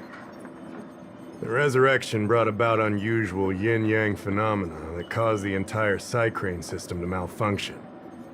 The image data from the day of the incident is beyond restoration, and the data from that day before was badly affected. We will, in due course. But we can't be too general. Specific questions are key. Not to mention, without a clear suspicion, it would involve multiple interrogations. So, if you feel this Luocha is suspicious in some way, make it known. Then I can arrange for his detention and interrogation. How should I put this? He just looks kind of... Mr. Yang, you were going off of his appearance this whole time? I thought you had some super secret thing up your sleeve. Didn't your mom ever tell you not to judge a book by its... Sorry. What I mean is... It's difficult to explain, but my instinct tells me this Luocha is involved somehow. Apologies. I realize this is personal speculation. That's all right. Instinct is an important part of any Realm Keeping Commission investigation. There are times when my gut tells me something's not right, and there's usually a reason for it. I'm with you on this one. Be that as it may, as an official, I can't go bringing someone in based on a villainous appearance. Because if a complaint led to his dismissal, it would leave a blemish on his resume, making it difficult for him to advance his career for the next few centuries. No! What are you talking about? Anyway, if you want to investigate, I can grant you access to the Foursquare Mirror. Jingyan, you'll be assisting our esteemed guests in their investigation. Isn't it inappropriate for an officer of the Realm Keeping Commission to assist the public in investigating someone? Not at all. Make sure you don't leave the commission. Just help them check the Cycrane footage. Keep me updated on progress. If you find hard evidence, I'll be there in a flash. One thing, though. Don't approach him. If you make a discovery, contact me first. We're thankful that you're entrusting this to us. We'll keep it by the book. Don't worry, the Express crew keeps its promises. We won't disappoint you. Jingyan, over to you. I need to get going. Understood. This might take you some time. Come and find me when you're ready.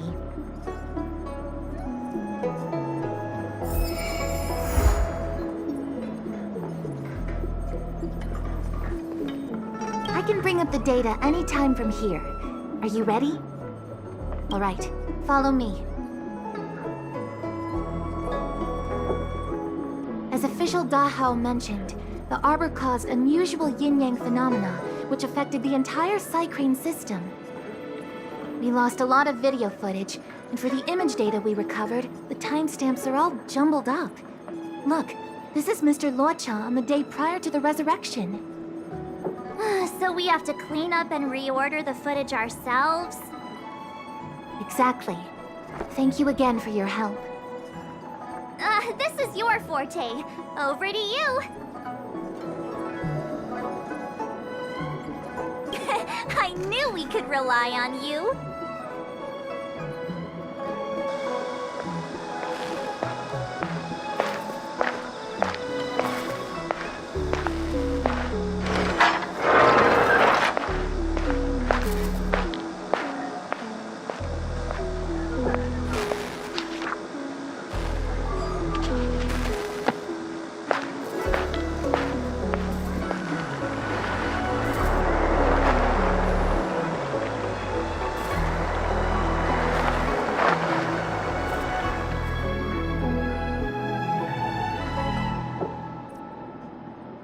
What do you think? Any idea what the correct order is?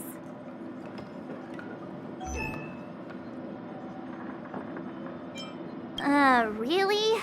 That feels like a messy order to me. So, Luocha enters Spare Time Bookshop and then the inn, but leaves moments after empty-handed. Then he turns a corner into a dark alley, and then goes to the dock with all that luggage? Do you think he captured someone and put them in the coffin? That's quite a conjecture, March. The Xianzhou scans all luggage moving into and out of their territory. It'd be nearly impossible to pull off. Not to mention, when Luocha turns the corner, he doesn't have the coffin with him. Whew, thank goodness. Looks like this order is still a little problematic. Try again?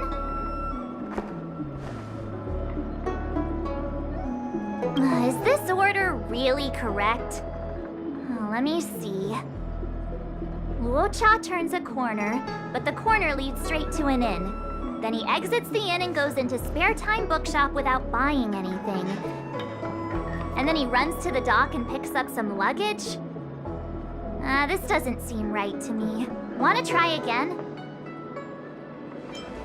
Let me see if this order works. Luocha exits the Star Skiff, enters Exalting Sanctum, goes into an inn, and puts down his luggage, including the coffin. Then he goes to Spare Time Bookshop, but doesn't buy anything. Finally, he leaves and turns a corner into a dark alley. The logic in this is sound. Looks like the correct order. Nice work. Nice work indeed. You're sidekick to a genius detective after all. Where does this corner lead to?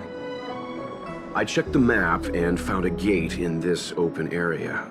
Look, there's a small dock on the other side. He may have left on a star skiff. Why would he leave Exalting Sanctum via a secluded dock? That's so suspicious. I don't think Mr. Luocha could have departed from there. The dock you're referring to is Yunsho Crag 999. It belongs to the seat of Divine Foresight. It's only used during invasions. That's why that gate is almost always locked. As far as I know, it's been locked for centuries and only gets opened for occasional inspections. The key question is, when did he leave? There's only one gate in this area, at least on the map. Miss Jingyan, does the remaining footage show anyone else entering or leaving this place? I can find out, but you'll have to wait a while. Most of the footage was lost, but at least there was a whole day of recording. There's a lot that needs checking and confirming first. Understood. Thank you. Thanks so much. We'll be waiting. Patiently. Your assistance in this matter is what requires gratitude. I'll get you what you need as soon as possible.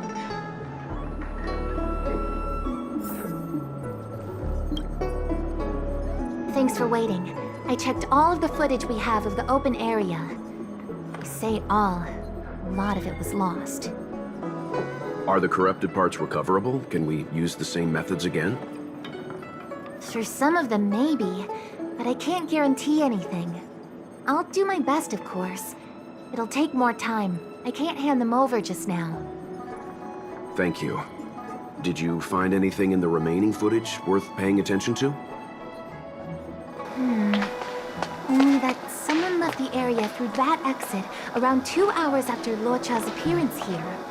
Luocha's nowhere to be seen now.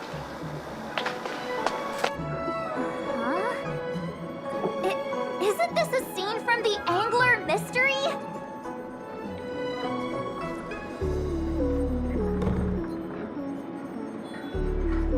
Shush! You're being annoying! I'm not kidding! This is straight out of the book! Now that you mention it... I'm not sure I follow. The Angler's origin story, of course! He's a healer from the Alchemy Commission who gets on the wrong side of a mysterious organization called the Tea Society. 2 agents in dark clothing wait for him to be alone and then poison him. The drug has the same de-aging effect as the Vidyadhara's hatching rebirth. The Angler gets younger and turns back into a child. From there on out, the Angler pursues the Tea Society while solving all kinds of strange cases.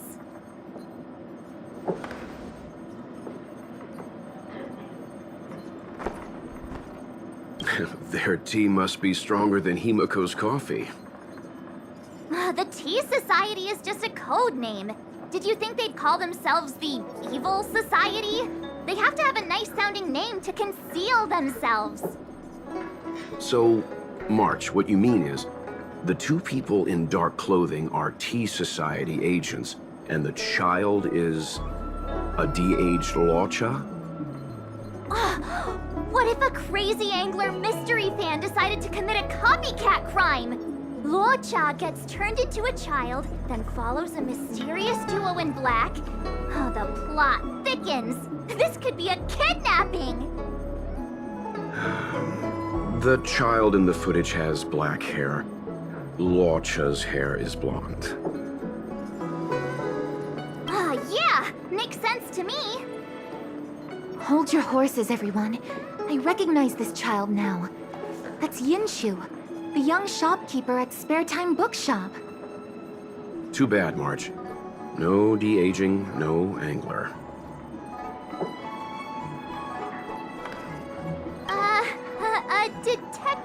initial conjectures are bound to be wrong.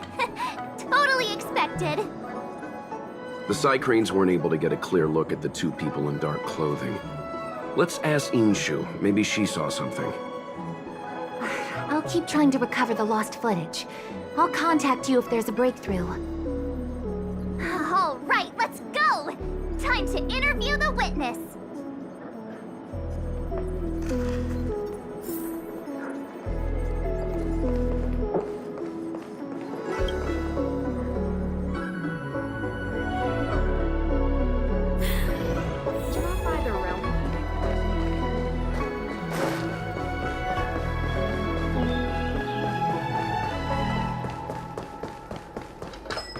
I don't see the shopkeeper. Let's look for her in the area. Business hours aren't over yet. She should be nearby. You two go ahead. I'll wait here in case she comes back. Okay, let's go.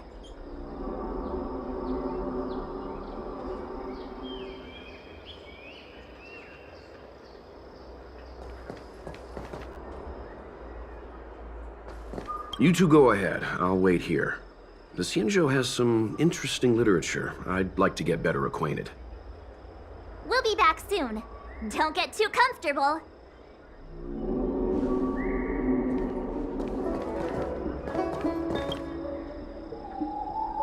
A new edition after so many years?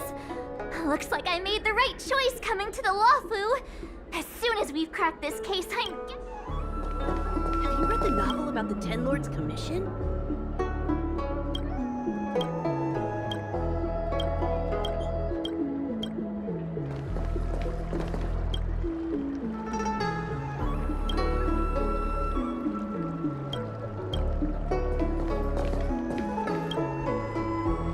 Looks like hey, mister! Are you manning the counter for the young shopkeeper of Spare Time Bookshop? Huh? Young shopkeeper? You mean Youngshu? Yeah, I am. Something wrong? Can you please tell us where she is? Why should I? Because we're asking nicely. What's with the attitude? I can tell you. If you pay me 500 strails. Pay you? What is this? You want paying for a simple favor? Come on. No one ever tell you that information and intelligence are the most valuable commodities? This guy doesn't seem like the negotiable type. What should we do? Oh, you dare threaten me? Do you know who I am? The question is, do you know who we are?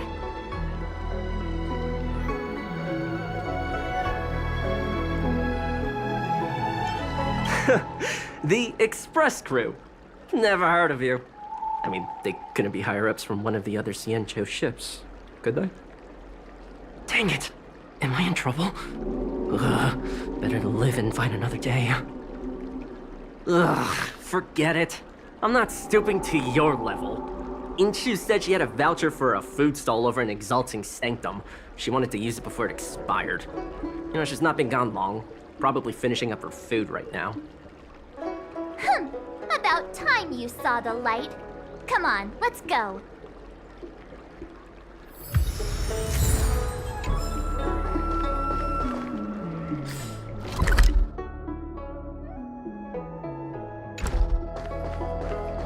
Have you read the novel about the Ten Lords' Commission?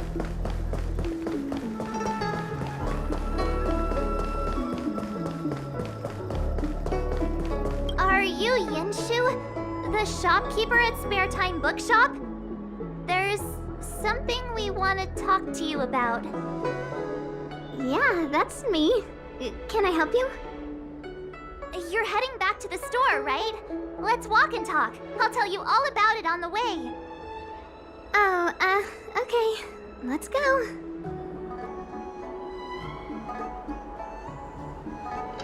That footage, I remember that day. After I closed up the store, I walked around for a while. I was looking for a place to read. I found that empty area. It seemed like a good reading spot at first, but then I noticed two people dressed in dark clothing, and a blonde outworlder hanging around. Something didn't feel right. So I left. Those two people left the same way I did. So you just happened to be going the same way. Did you see what the Outworlder was doing? Sorry. I was only trying to find a place to read. I didn't pay much attention to him. Or the two in dark clothing. All I remember is the two people in dark clothing. They smell pretty bad. I guess that's not much of a clue. Sorry I can't give you any useful information. On the contrary, any information you can give is valuable. Thank you very much. Still, according to the Psycrane recordings, Luocha's final stop before heading towards the open area was your store. My store? Spare Time Bookshop? You're sure he came to... Oh, that's right. I remember now, he did pay a visit. Oh, how could I forget? He came in, looked at a few titles, and then handed one to me. An old paperback. Everything seemed normal, but after paying for it, he immediately tore off the title page. I was shocked, but he was grinning ear to ear, so I didn't dare ask him about it. After that, he just left the book on the counter and went on his way. I can't believe I'd forget something like that. I guess the Ambrosial Arbor's resurrection the day after pushed everything else to the back of my mind. So, what was the book?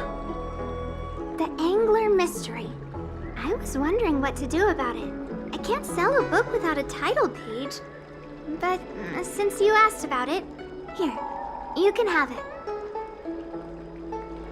Mr. Yang's instinct was right all along. Luocha is a villain. How could he do this? Tearing up a book as well written as the Angler Mystery. Unacceptable. If I knew the answer to that, wouldn't that make me as evil as him? Let's not get ahead of ourselves. We're forgetting that the Realm Keeping Commission was initially investigating whether someone brought a dangerous object onto the Luofu. The How and the others are probably not aware of what that dangerous object might be, but we know for a fact that it's the Stellaron. I think that by removing the page, Luocha may have provided us with a key piece of the puzzle. I don't understand. What does tearing out a page have to do with the Stellaron? Are you following Mr. Yang?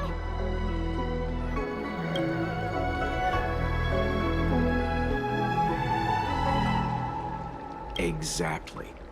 I think Luocha may have friends on the Luofu, and they're using the title page to communicate. That makes him even worse! How dare he use a book that praises justice for his evil plans?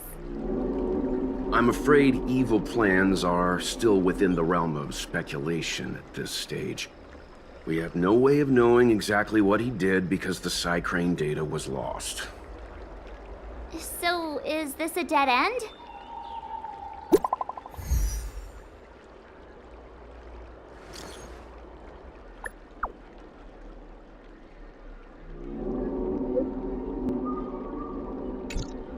Ah, that's more like it! New clues always turn up in the nick of time!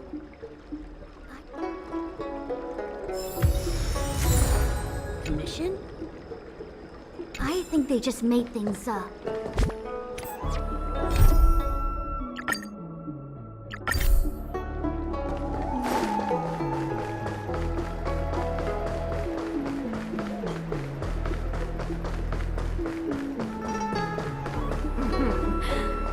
Drop by the Realm Commission if you need help.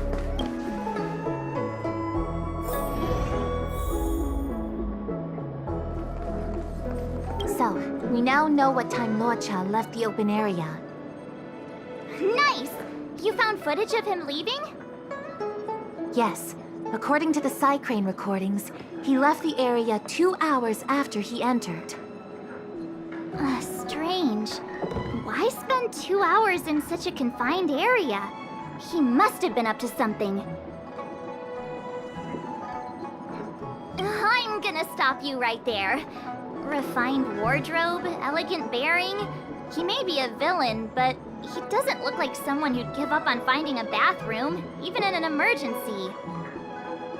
It's a shame no side cranes are installed in that area. We still have no idea what he was up to. This Luocha is getting more suspicious by the minute. Psst. I know Mr. Yang never wears his heart on his sleeve, but do you get the feeling he's a little restless?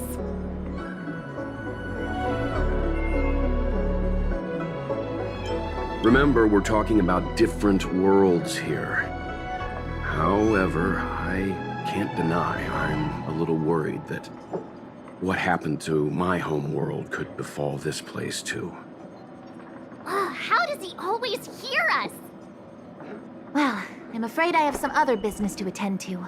Let me know if you need anything. You know how to reach me. Thanks for the help, Miss Qingyan. So, what did Luocha get up to during those missing 2 hours? I think it's high time Detective March took the gloves off. Oh? And what do you have in mind, Detective? Fieldwork? That won't be necessary, Mr. Yang.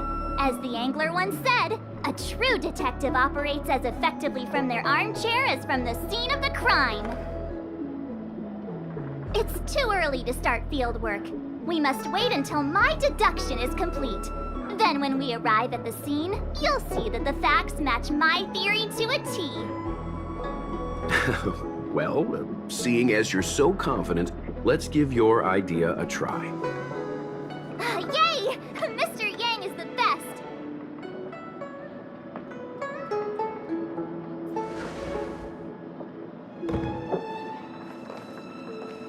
Ready? I'm gonna start my reconstruction. Okay, here we go. Explaining a theory in front of everyone is more nerve-wracking than I expected.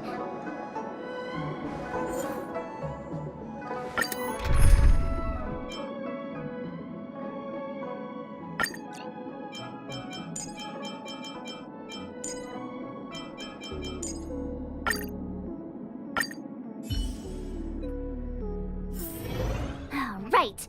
I'll be using the angler's deductive method. Reconstruct what happened from the bad guy's perspective. And now I'm Luocha. Quit messing around. I'm thinking. Oh, almost forgot about that title page. He took it with him, so it must have had some significance. Next up, I need to have a look at that map, Mr. Yang. He must have gone through that gate up ahead. No way he would have stayed put in such a small area for 2 hours. But Miss Qingyan mentioned that gate is a military asset. It's locked all year round.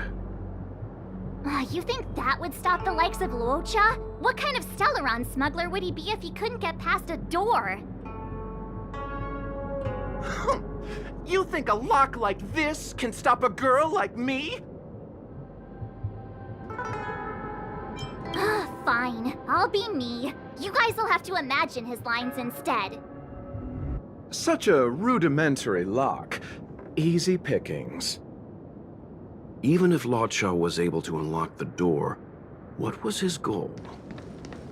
His villain friends must have been waiting on the other side to buy the Stellaron. He went to meet them.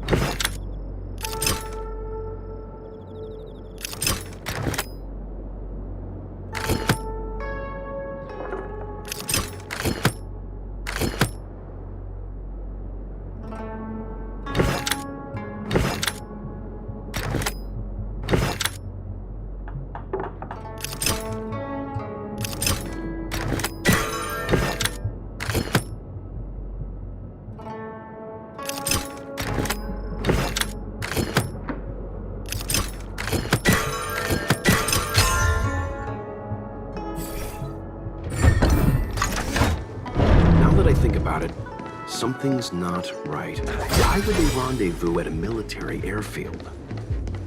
Because, well, we're too law-abiding to understand bad guy logic. Hiding in plain sight, perhaps. Hold on. This would have been too quick a route. And what's wrong with a quick route? Ahem. What's wrong with the quick route, Mr. Yang? We're trying to uncover what Luocha did during those 2 hours. But even if he repeated this route 20 times, it wouldn't have taken him that long. Ah, true. He must have had a tougher journey than I imagined. Come on, let's start over.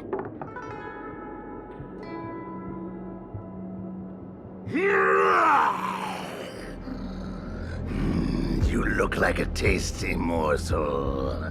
Those who dare to enter here must face a delicious fate. Ha! Your eyes are bigger than your stomach, foul villain! How about you? Why is the monster talking now? You know, just a little dramatic effect.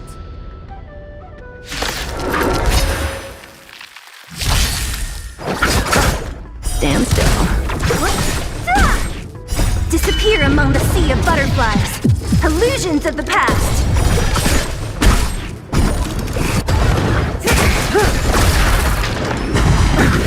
Your end approaches. Receive divinity. Time to say bye. Boom.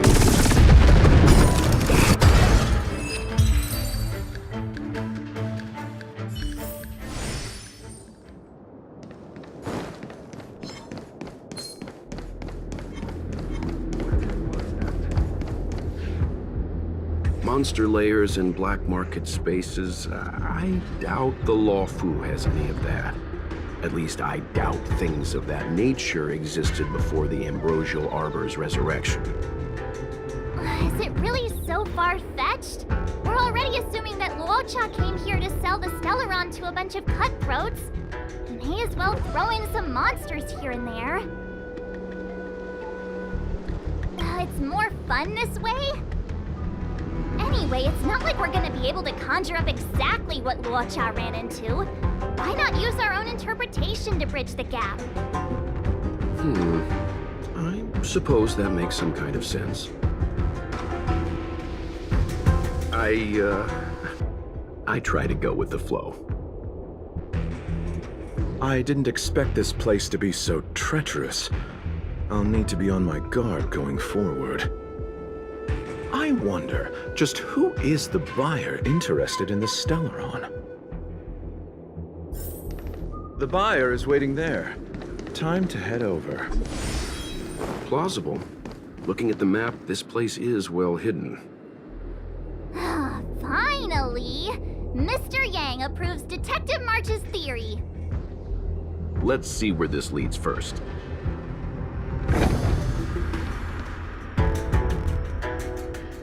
Stop right there. State your business.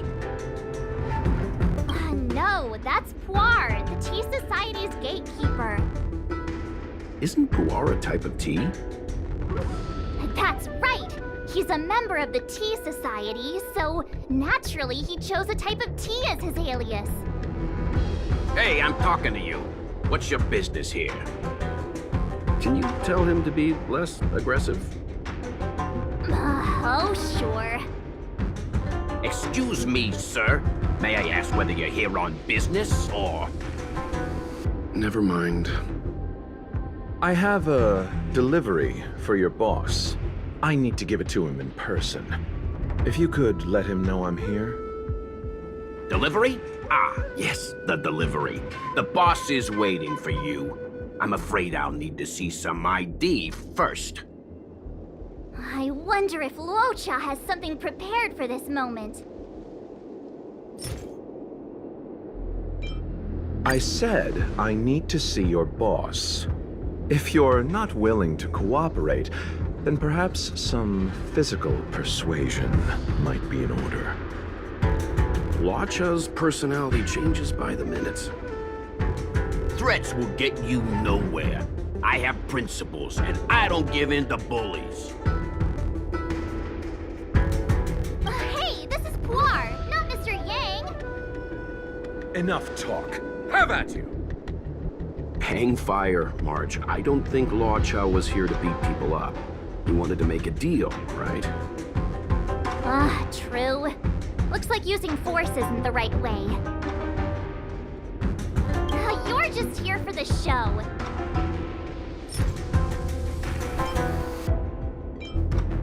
That's the code. So you're the one. Wait here a moment. I'll call the boss right away. Take your time. Puar takes the page and goes to find the boss. Before long, Luocha sees an imposing figure walking towards him.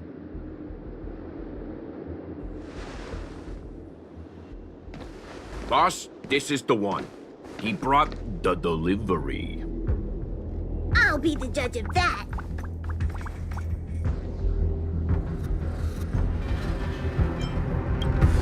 I couldn't think of anyone else to be Mr. Yang's boss. This is our boss, Startaro Bubble. Let's see this delivery and make it snappy. So what? This is the Tea Society, remember? Not before I see the money. I'm sure you understand the rules of such a transaction. Save it. Show us the goods first. Easy now. The item in question is extremely dangerous. It's understandable that our friend here wants to take extra precautions. I'm not sure Pom Pom is the best casting choice for a gang boss. It kinda works, right? Puar, give him the money. Happy now? Ready to hand it over? Be careful. Dangerous is an understatement with this item. I'll take my leave. Yes, you will. Permanently. Puar, get rid of him. Oh, this was all going so swimmingly. Selling a dangerous item to me makes you my accomplice. And I've got too many of those. To keep our little secret safe, I'm afraid I need to take special measures. When it comes to minor details, March can be very logical. As for the rest of the story... Speaking of which, when did I turn into an arumaton? That's Puar's little secret. He transforms into an arumaton in dire situations. Okay. Huh. And there I was, thinking you gangsters still had some decorum.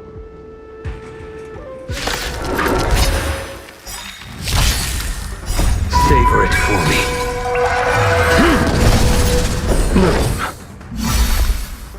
And return!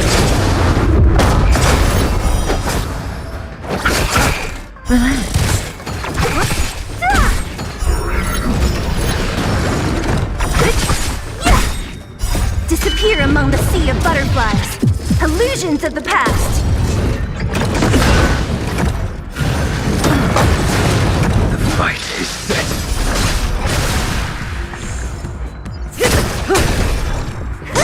Stand still.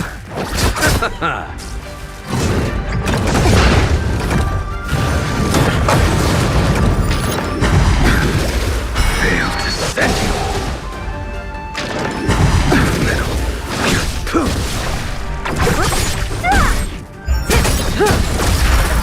Time to say bye. Boom.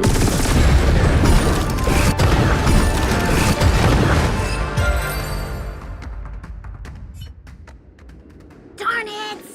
This isn't over! Fights like these don't go unnoticed in Exalting Sanctum. Cloud Knights could show up at any minute. Better get going. And so Luocha has to make a break for it. But where to? Let me have a look at the map. Aha! Gotcha!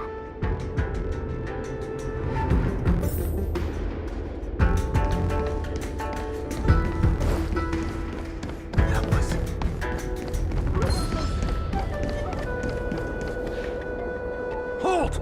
Who goes there? Uh-oh. His only escape is... Climb aboard, Luocha. Time to get out of here. So Luocha hopped on a starskip and fled with the help of his accomplice. And that, ladies and gents, is the truth behind Luocha's disappearance.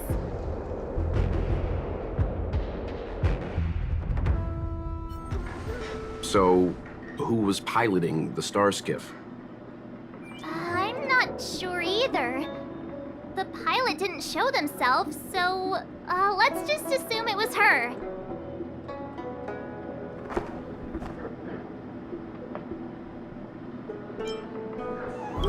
Too many faces, too small a budget.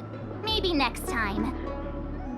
March, as much as I enjoyed your deduction, I do have a few questions. For example, if Luocha took flight from the dock, how could he appear in side crane footage 2 hours later?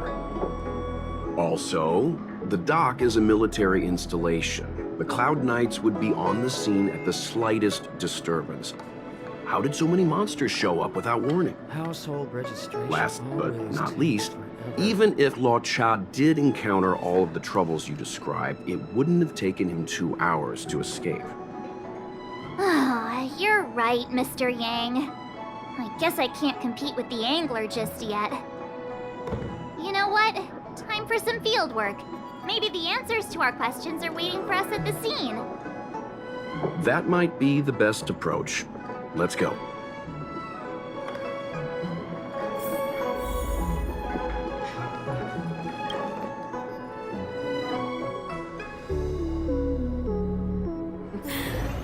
Drop by the realm keeping station.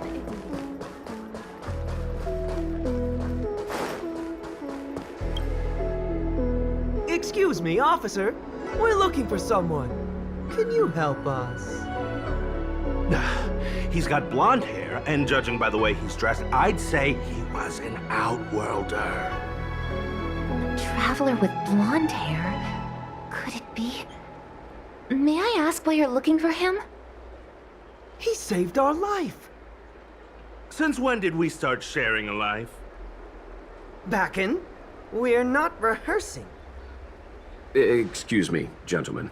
Would this blonde-haired, life-saving outworlder bear any resemblance to our suspect here? Oh, that's him! Mr. Luocha, he rescued both of us. Can I ask when this rescue occurred? It was the day before the Ambrosial Arbor came back to life. We were planning to thank him properly, but in the aftermath of the Arbor incident, we never had the time. Are you two... the people in dark clothing? What's with the wardrobe change? Dark clothing? Ah, I know what you're talking about. What a pair of clowns we are. Dark clothing. We fell into a ditch. Wait, what? There we were, looking for a spot to practice our new routine. We found a place, eventually. A little dilapidated, but nice and quiet. Shame about the giant ditch. I lost my footing and slipped right in. My associate here, Fourth, yelled after me, "Don't panic! Fourth's got your back!" 2 seconds later, he landed on my back. Unfortunately, the ditch was connected to a sewer outlet. We were covered head to toe in... Anyway, I assume that's why you thought we had dark clothing on. A dignified story, I'm sure you'll agree. No wonder Yinshu said she had to cover her nose. Anyway, thankfully, Mr. Luocha was passing by and dragged us back to dry land. It took all his strength, I'll wager.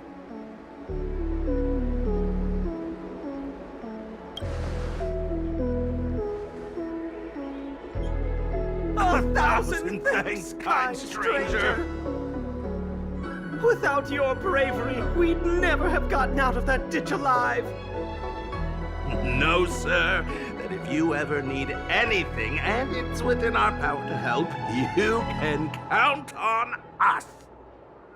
Even it's beyond our power to help. That's too kind of you. It was nothing, really. Nonsense! You went out of your way to... Don't worry about it. You should head back home now. Take care. No, we can't thank you enough. Oh, one moment, both of you. That sewage could well contain harmful compounds. I'm something of a doctor. Let me give you a prescription. Make sure to use the medicine and get some good rest. There you go. I don't know what to say. Sorry to trouble you. We'll take our leave now. Watch your step. Wouldn't want to find ourselves in another ditch now, would we? Here, that's the prescription he gave us. A paper flower? It's beautiful. Did Luocha make this? That's right. He wrote down the prescription and folded it into shape. A man of romantic sensibilities, one might say. The paper looks familiar. Can I open it? Of course. We'd already opened it when we showed it to the pharmacy. We were planning on handing it over to the Realm Keeping Commission. We suspect it's probably our best chance of tracing him. We can take it off you. We'll let you know when we find him. Let me see. Of course! What is it? It's the title page of the Angler Mystery. The prescription's on this side, but on the back there's... Huh? So that's what this is all about? Sadly not. Take a look yourself. The Immortal Spoiler? Some people just want to watch the world burn. I'm starting to think the Luocha we envision doesn't square with a real one. Would a villain do a good deed like this? So he paid for the book and tore off the title page to protect people from the spoiler. He must be a fan of this book too. I knew Angler Mystery fans couldn't be bad.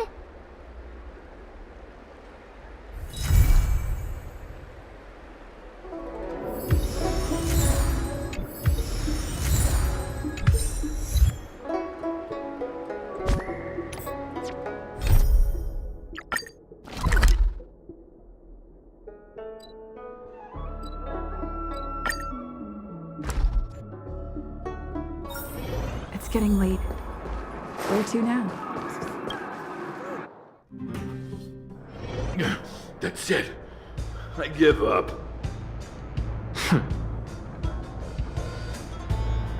Friends of the Friends of Belobog, the champion of the 1,761st Fighting King Challenge, 30 tournaments, 28 victories, the Boulder King of Fists, Luka!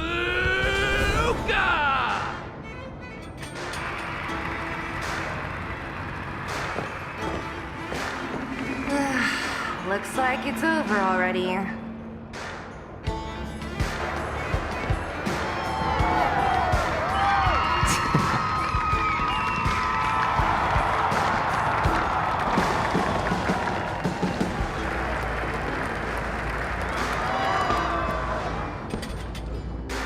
Hey, Zila! And,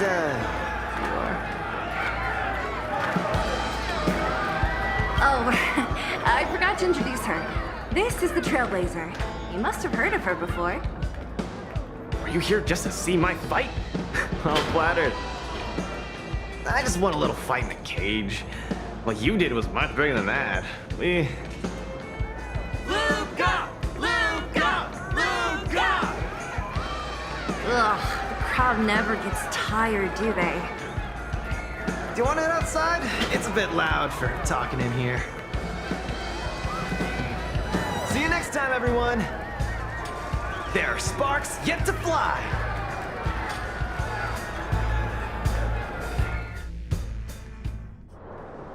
Ugh, finally. I think we lost them. Let's chat here.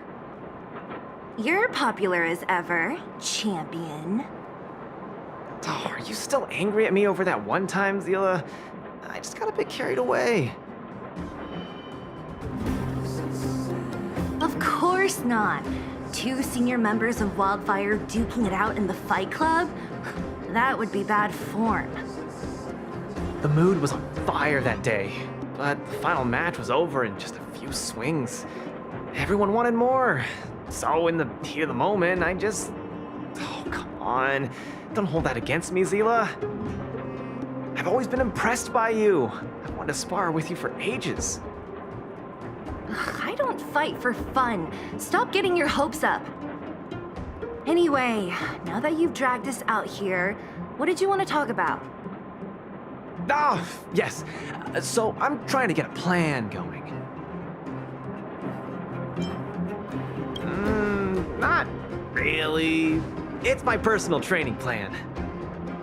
I want you to join me in witnessing the next steps in the development of Luka, the Boulder Town fighting champion. Whoa, hold your horses. Chief Oleg wanted us to come and cheer for you. He didn't say anything about becoming your sparring partners. We haven't got the time. You can't hide anything on that face of yours.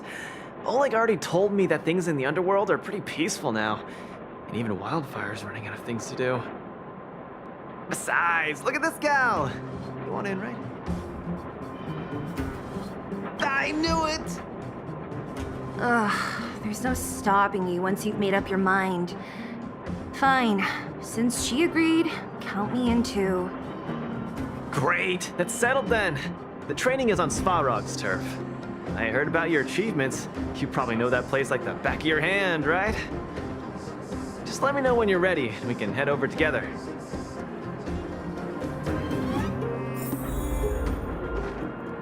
How about it? Are you ready to head out for the special training? That was fast. Let's do it. Keep up, Zila. Don't fall behind. I don't need you to remind me. Let's go.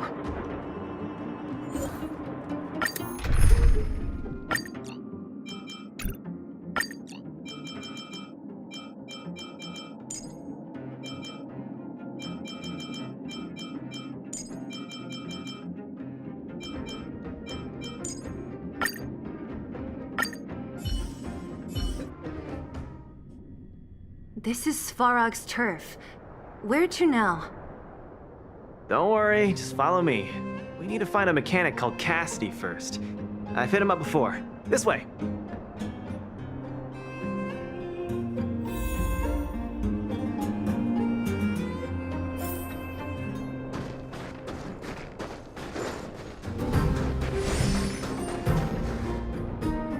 Luka, you're finally here. I've been waiting for you for ages. Relax, bro. I'm a man of my word. No need to stress out. And these two are... Oh! Miss Zila!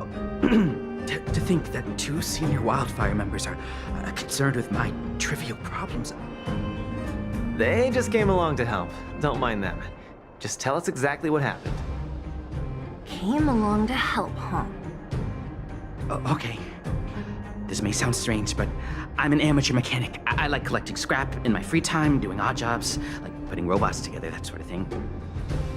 But a few days ago, 2 of my robots suddenly disappeared. They were my pride and joy. I usually leave them in the tent when I head out. Everyone in the settlement knows each other. This has never happened before. Someone must have set their sights on my robots and stolen them while I was gone.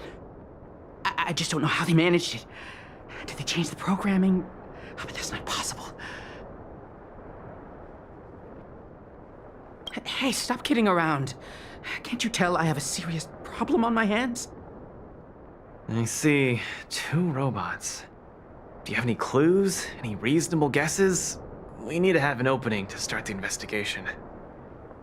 Not really. But here's the most mysterious part of all this. One of the machines they stole was a drone. I call it Little Faye. Little Faye has an alarm that buzzes non-stop as soon as any unauthorized people get close. It's guaranteed to wake up the entire settlement. But I didn't hear Little Faye's alarm at all. I still can't figure out how that happened. No way. Little Faye was shipshape, not a hitch nor glitch in sight. A drone that was supposed to sound an alarm suddenly went silent. Worth remembering. Anything else? Let me think. Oh, there is one other thing, but I don't know if it's useful. Little Faye also has a tracker. If it gets too far from Big Ben... Big Ben is the name of the other robot. If there's too much distance between them, Little Faye will automatically start routing and fly to Big Ben's location. That's all, I suppose. I tried to find clues myself, but I don't know where to start. This job needs real professionals. Cool, we've got this. Don't worry, bro. We promise we'll find your robots. Hey, how can you be so sure? Trust me, Zila. Don't worry, Cassidy. Wildfire's on the case. You just rest up here and don't let this ruin your day. What was that all about? You're 100% certain we're gonna find those robots for him? Slow down, Zila. Listen to my analysis first. It's a big job to steal 2 robots without anyone noticing, especially when one of them has an alarm. I'm guessing that our thief friend never even took Little Faye. You mean... I think the thief knew that Little Faye had an alarm, so they decided to break it. But they also knew that Cassidy could fix Little Faye and use its tracker function to find Big Ben. The thief must have tossed the broken drone somewhere and only made off with Big Ben. Hey, why are you both looking at me like that? Say something. So, you agree with my reasoning, right? So, you do have a brain somewhere in all that muscle. I'm not just biceps and steel, you know. Well, if you all agree with what I said, let's go prove it. Missing drones are a bit of a regular occurrence down here. Come on, move those legs.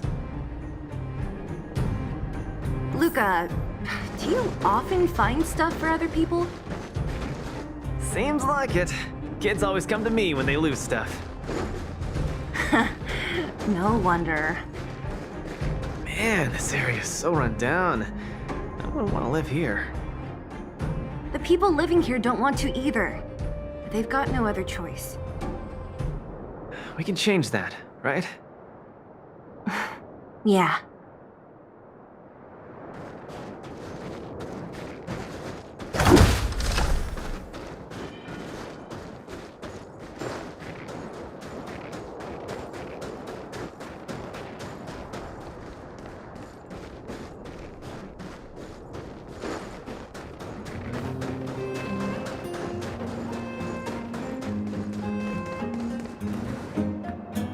Look, there's a drone over there. But how can we tell if it's the one Cassidy lost? Here, look.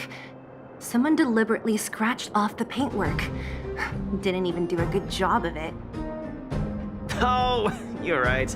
You've got a good eye, Zila. Whoever did it must have been in a hurry. We need to fix this little guy up. Can you lend a hand?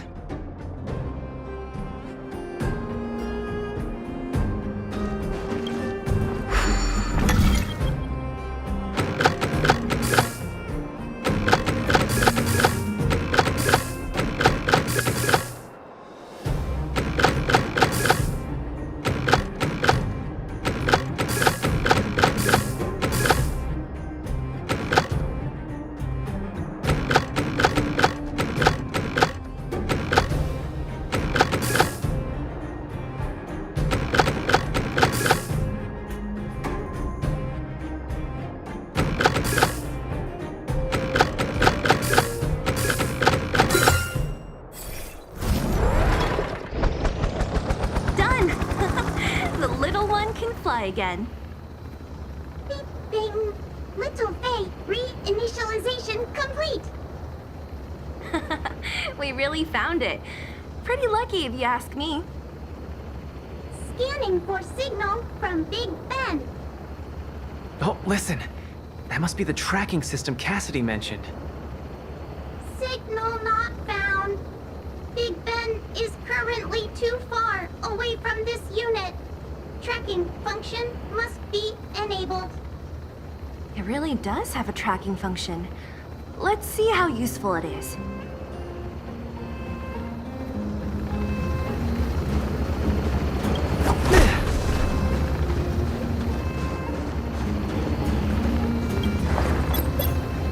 Hey, it's flying away! Follow it! Look, that fellow over there is acting pretty shifty. Hey, friend. What? Who's there? Red ribbon? Wildfire? Huh? How did you... I'm doing just fine.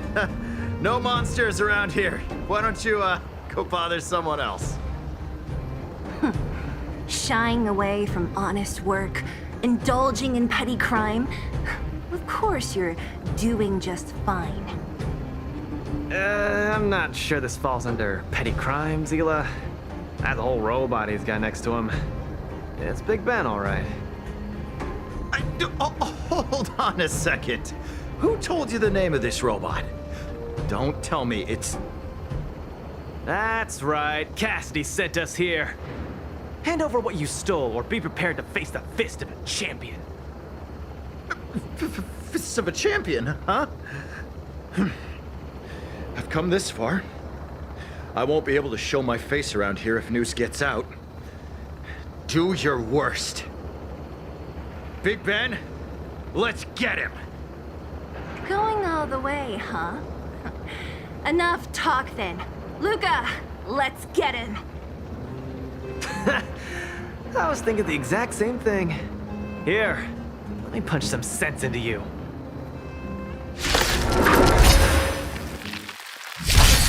Step out of it. Give it up. You're no match for us. I can't turn back now. Try harder. You got time to end this. Disappear among the sea of butterflies. Illusions of the past.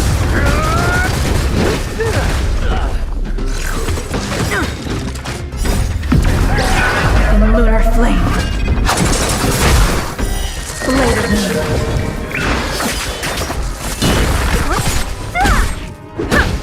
Don't get cocky. Spare me! Please! All of you! I shouldn't have stolen anything! I admit! Give me a second chance! You're admitting defeat? What happened to all that bravado you had a few moments ago? The Multamerville Warrior. The peerless Boulder Champion. Upholding justice and peace once again.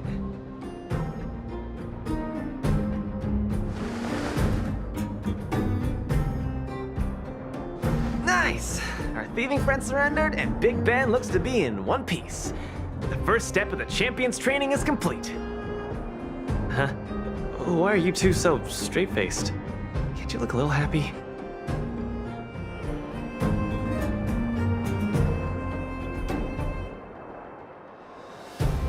What was that supposed to be? The Multamerville Warrior? No, that thing, just a slogan. Don't take it too seriously. Let's get Big Ben back to Cassidy. Fine. Let's finish up here. But I'm gonna put it out there. We're not gonna forget those lines of yours anytime soon.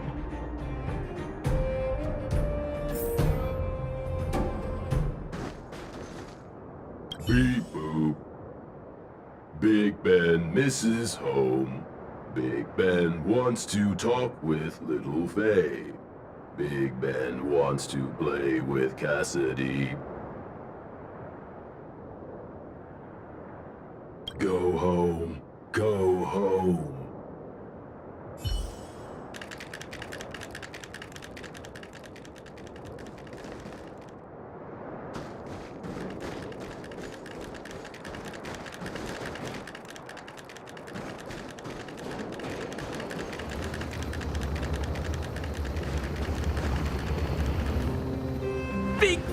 Ben! Oh, you're back! Big Boo, Cassidy, Little Faye, Cassidy. I don't know how I can ever thank you, Luka, Sila, and Miss Outsider. My life can finally get back on track now. See? I kept my word, right? Wildfire's senior members always deliver what we promise. I've never doubted you, Luka. I'll remember this forever. Right, time to take little Faye and Big Ben for a systems check. Until next time. Yeah, go ahead. We'll catch up later. Ah, that felt great. Such a wholesome feeling to help other people, don't you think? To be honest, I think you could have handled it yourself. You said this was the first step, right? So just how many steps does your training have exactly? 3. Just 3 steps. Trust me, it won't take too much of your time. I like your spirit. Shame I didn't run into you sooner. Let's go. Next, we're gonna clear up all the Fragmentum cronies still left in this settlement. Huh? Fragmentum? But the settlement... Wasn't affected by Fragmentum, right? You're not wrong. The fissure here only recently opened up. Master Oleg got the intel from our network just yesterday. I asked him to leave this case to me. Perfect for the second step of our training, right? Ugh, like master, like student. I admire your attitude. In any case, if this concerns the Fragmentum, then there's no time to lose. Where are the monsters? Lead the way. Way ahead of you. Follow me.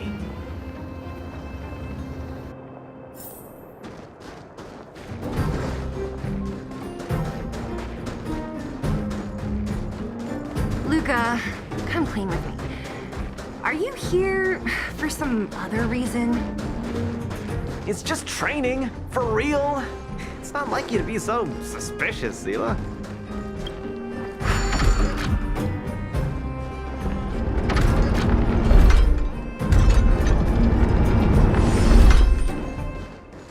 Say, how did you settle your beef with Svarog? Tell me the juicy detail. There's so many of them. Are you sure the fissure only recently opened up? Our intel should have been accurate. Seems like Boss Svarog must have let his guard down. These guys are messing up his turf. Enough talk. Let's clean up this area.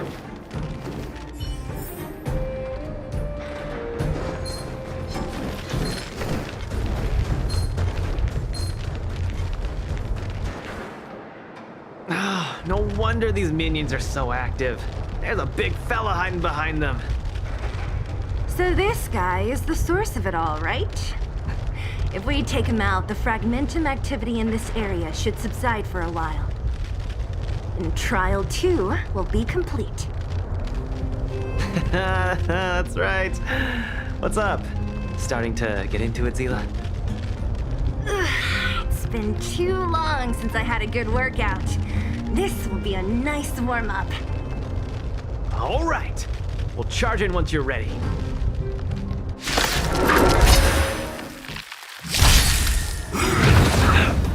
Rules are made to be broken.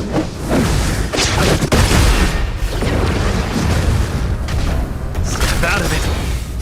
Let's see some sparks fly!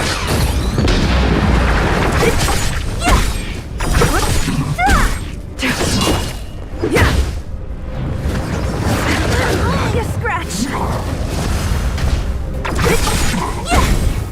Disappear among the sea of butterflies. Illusions of the past. Don't get cocky. Nearly there. It's not gonna last much longer. I'll deal the final blow.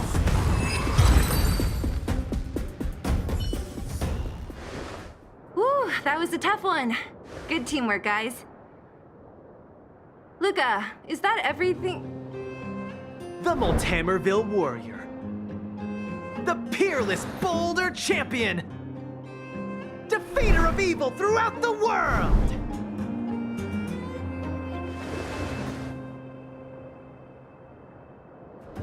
Are you okay? Why are you so hyped? What's going on? It's just a normal victory celebration. Don't need to be so alarmed. You call that normal? I might have let it slide if it was in the cage. On second thought, no. That was cringe even by Fight Club standards. Don't get so worked up, Zila. I'm thinking clearly. Plus, didn't we just get rid of another major threat to the underworld? True, but quit changing the subject. This new routine of yours is just... Don't worry. I promise you, it'll only last till the end of my training. Actually, have I been making too many promises today? That's not a good habit. Anyway, there's only one more step in my training plan. Come on, guys, help me wrap it up. I guess we're in too deep. Better let it run its course. So tell us, what else is on the schedule? The final step in this training is to challenge Boss Svarog! Are you sure you're thinking clearly? Whoa, stay cool, Zila. Like I said, I'm thinking clearly. Every word I said is serious. I set this as the final goal of my training a few days ago. Think about it. Is there any underworld opponent worth challenging more than Boss Svarog? Oh no, I can't agree to this. You're asking for trouble. Forget about winning or losing. The relationship between Wildfire and Svarog only just got patched up. I'm not gonna rile him up. Don't make this more complicated than it is. I'm just inviting him to have a fair fight with me, like how you'd have in the cage. Are you mad? Svarog is a robot. He doesn't understand the rules of the cage. He's different from us. His fists are made of steel. That means we're evenly matched, right? You know what I mean. Don't act smart with me. You don't make any sense. I understand what you're saying, Zila. But you know, I'm a fighter. It's my duty to keep training and get stronger. It's a terrible feeling to have a powerful opponent in your head, but never be able to get close to him. It's all thanks to your patching things up with Svarog that I'm able to have this opportunity now. I'm not gonna miss it for the world.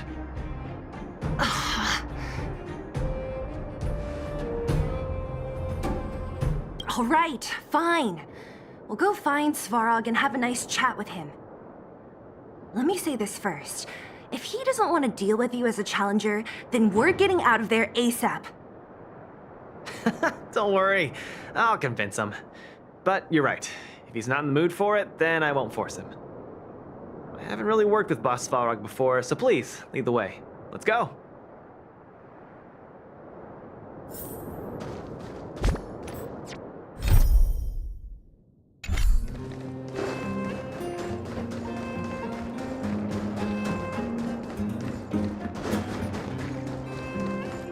Luka, you...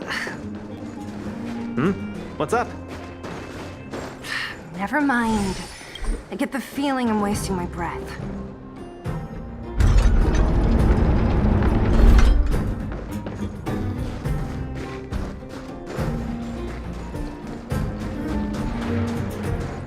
Have you talked to Oleg about going to see Svarog? That's all you want to ask? I don't necessarily tell Master Oleg everything, you know. The Trailblazer, Zila of Wildfire, and... Hey! In honor to meet you, Boss Svarog, I'm Luka, a senior member of Wildfire, just like Zila. Accessing backend database. Querying. Query complete. Luka, born in Maltamerville, winner of the 28th Bouldertown Fight King Challenge, 11th student of Oleg, acting chief of Wildfire. Oh, wow, impressive! Thank you for saving me the self-introduction. Luka of Wildfire, what is the purpose of your visit? Straight to the point, just the way I like it. I'm here to challenge you, Boss Svarog. Challenge. Intent unclear. Outsider, Zila of Wildfire, can you provide an explanation? Don't look at me. He's the one who came up with this idea. It's up to you to accept it or not, Svarog. Yep, it's not that complicated. I just want to go a few rounds with the one everyone agrees is the most powerful in the underworld and see where I stand. What do you say? Are you interested? Evaluating. Intention, unclear. Enmity level, 0. Lie detection, passed. Evaluation completed. The opposing party only came to spar. I agree to fight you, Luka of Wildfire. Huh? Hold on. You agree?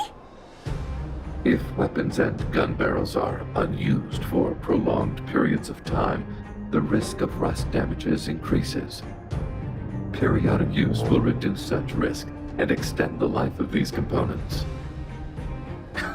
What? That's the worst excuse I've ever heard. See, I told you I could convince him. You could be our referee, Zila. You know the rules of the club, inside out. Fine, I get it. If you insist. Competitors, take up positions.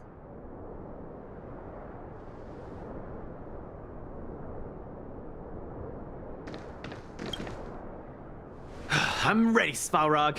We can start anytime. I too have a question, Luka of Wildfire. How did you acquire your mechanical arm? I'm honored to be one of the things in the underworld that even you don't know about. This arm? Well, it's not that exciting. It's all because I got distracted in a defense campaign. I can't even remember the date of that fight. More importantly, it was only after losing my arm that I found the meaning of life. What it really feels like to be alive. That's why I'm standing here right now, to feel alive. And also for everyone who put their hope and faith in me. Excellent answer.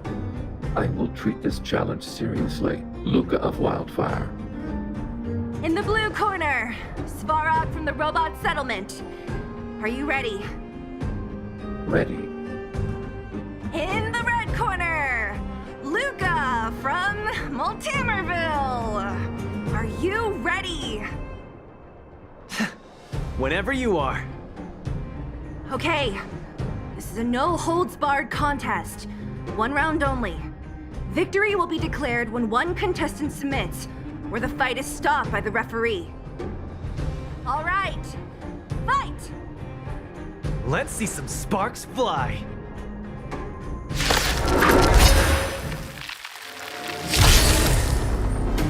Oh, you got. Executing operation. Just getting started. I'm out of it. Finally! An opponent that can take the punches head on! Powerful strike. Not enough to break my defense. That's why they call you Boss Balrog. How about this? Executing operation. Not bad. Red contestant down! 10, 9, 8, 7. No way. I'm a long way from tapping out. Let's go. Machine's threshold. Transmission initiated. Calculating result. Where's the applause? Let's see some sparks fly!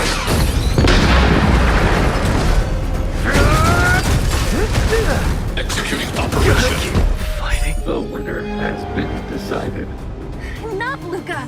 Let's end it here! No! It's not over. I must show you. Back in the ring. Where's the applause? Let's see some sparks fly! You make a strong impression, Luka of Wildfire. I will remember this fight. Thanks. But it's not over.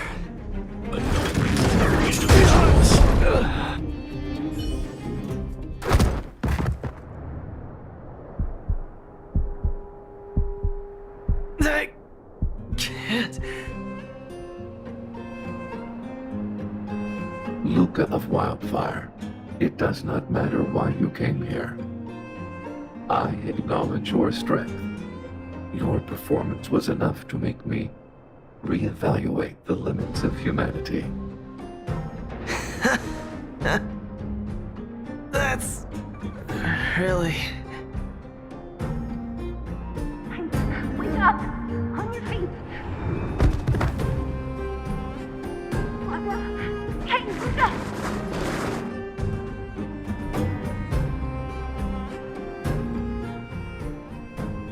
Luka, can you hear me?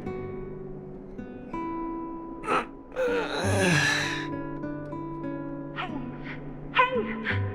Luka, you're up!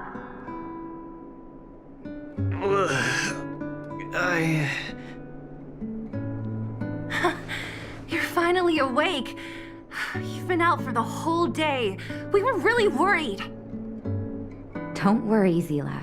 Like I said, it was just the exhaustion. Svarog was deliberately holding back. Zila... And... Nat? I'm in... the clinic? Where else? You think we'd leave you on Svarog's turf? Thank you all. I feel much better now.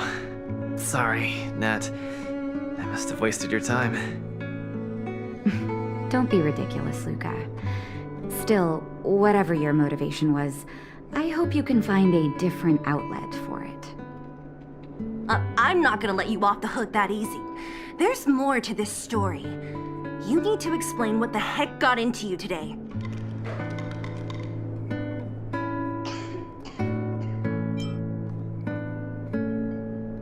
The one good thing about you losing is that we didn't have to hear it again. You're always so serious. I've said it before. This is my trip.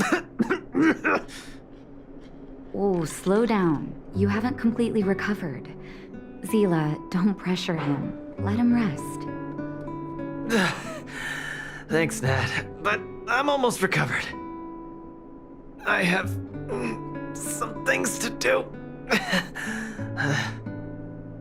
Hey, where do you think you're... Let him go, Zila. I really don't get him.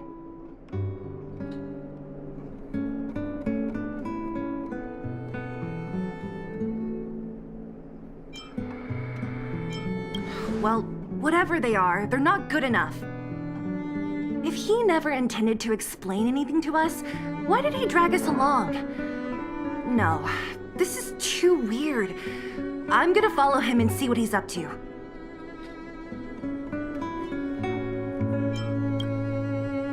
Of course. You're not too busy these days, right? I'll give you a shout if I need help.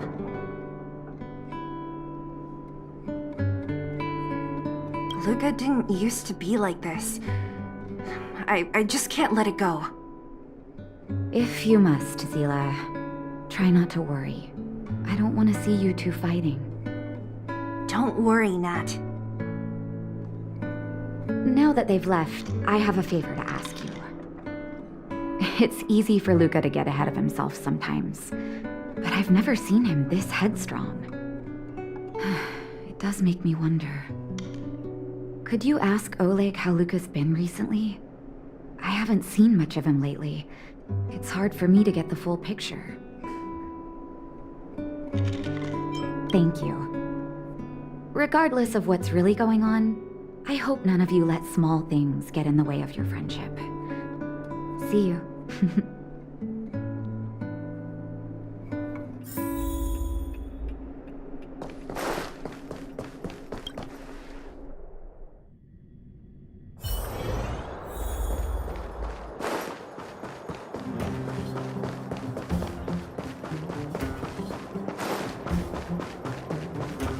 Where you find people, you find wildfire.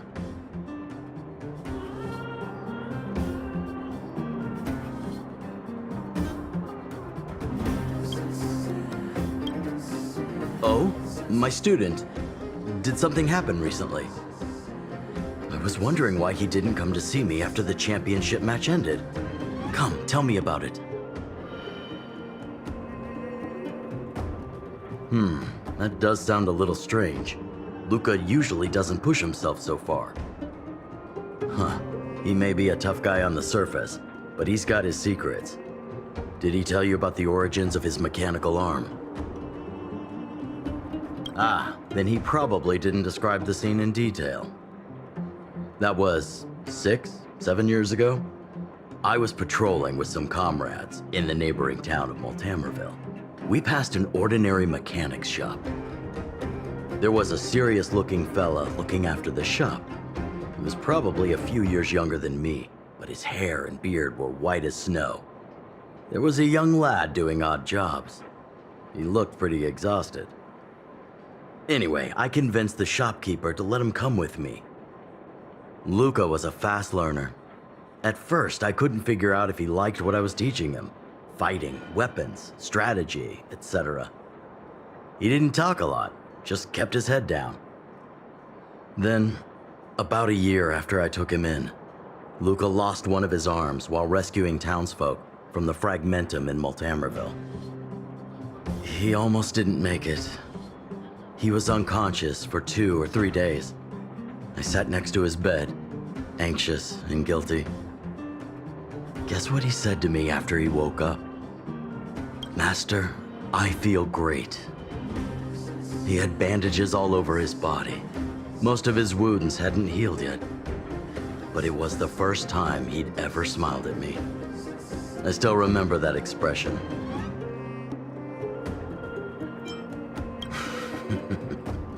Can't tell from looking at him, right? What I'm trying to say is Luka views other people's lives as more important than his own. That's how he's always been. So when he says stuff like, "This is for training," that's probably a lie. He's hiding something from you, all right? Anyway, I'm too old to be getting involved in this stuff. I'm sure you and Zila can sort this by yourselves. One thing I will ask, please try not to embarrass him too much, okay? He's the fighting champion of Boulder Town, after all. An idol for all the children. He needs to keep up that image.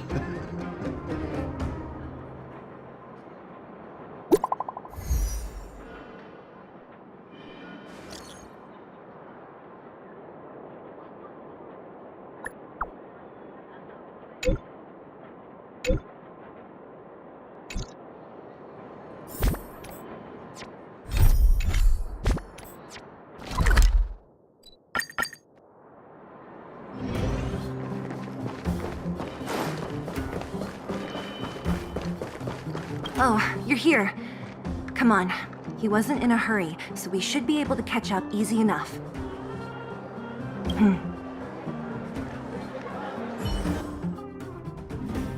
Look, there he is.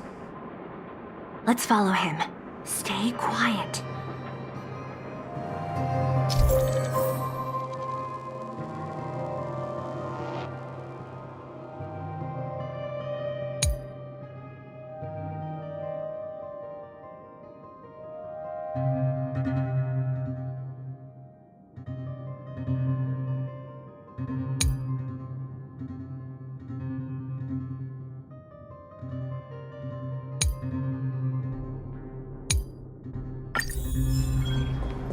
Whew, thank goodness we didn't lose him.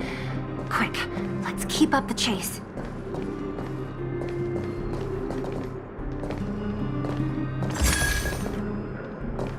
This doesn't feel right. Hey, let's hide for a bit.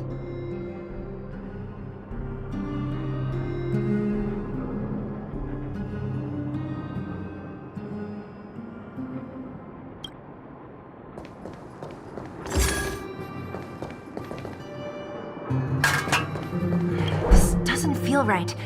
Hey, let's hide for a bit.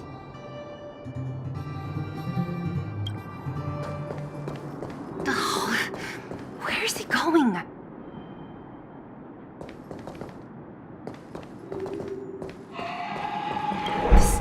feel right. Hey, let's hide for a bit.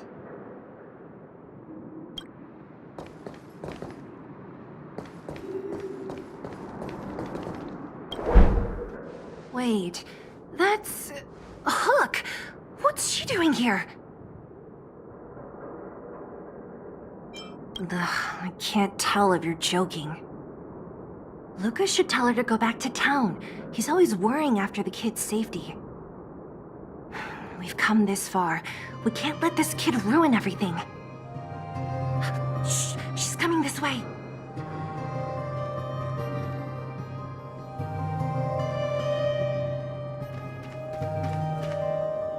Wow, honorary member, Miss Zulu! Shh, be quiet. You almost exposed us. Why are you sneaking around like this?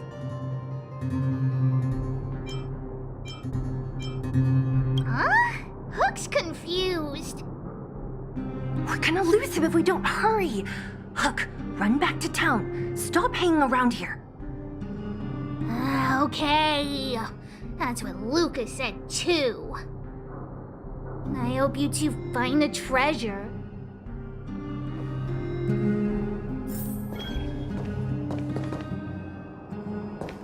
Whew, thank goodness we didn't lose him. Quick, let's keep up the chase.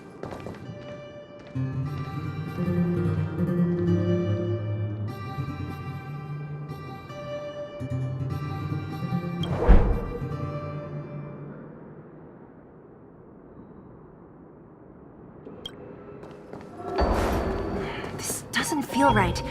Hey, let's hide for a bit.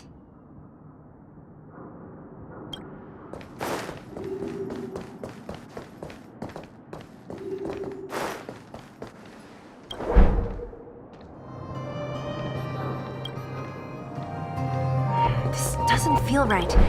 Hey, let's hide for a bit.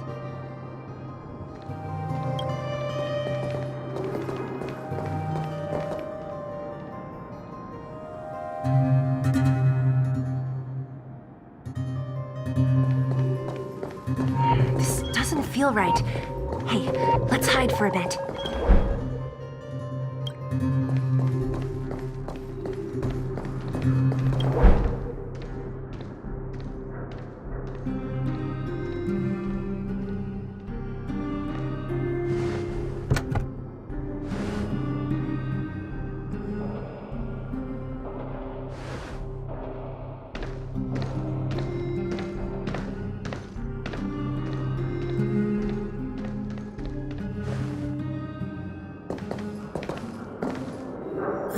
Did he put something down?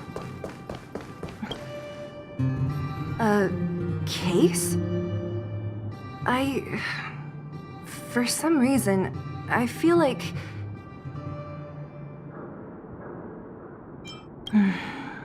Yeah, you're right. I wonder what's in there. Here, let me open it.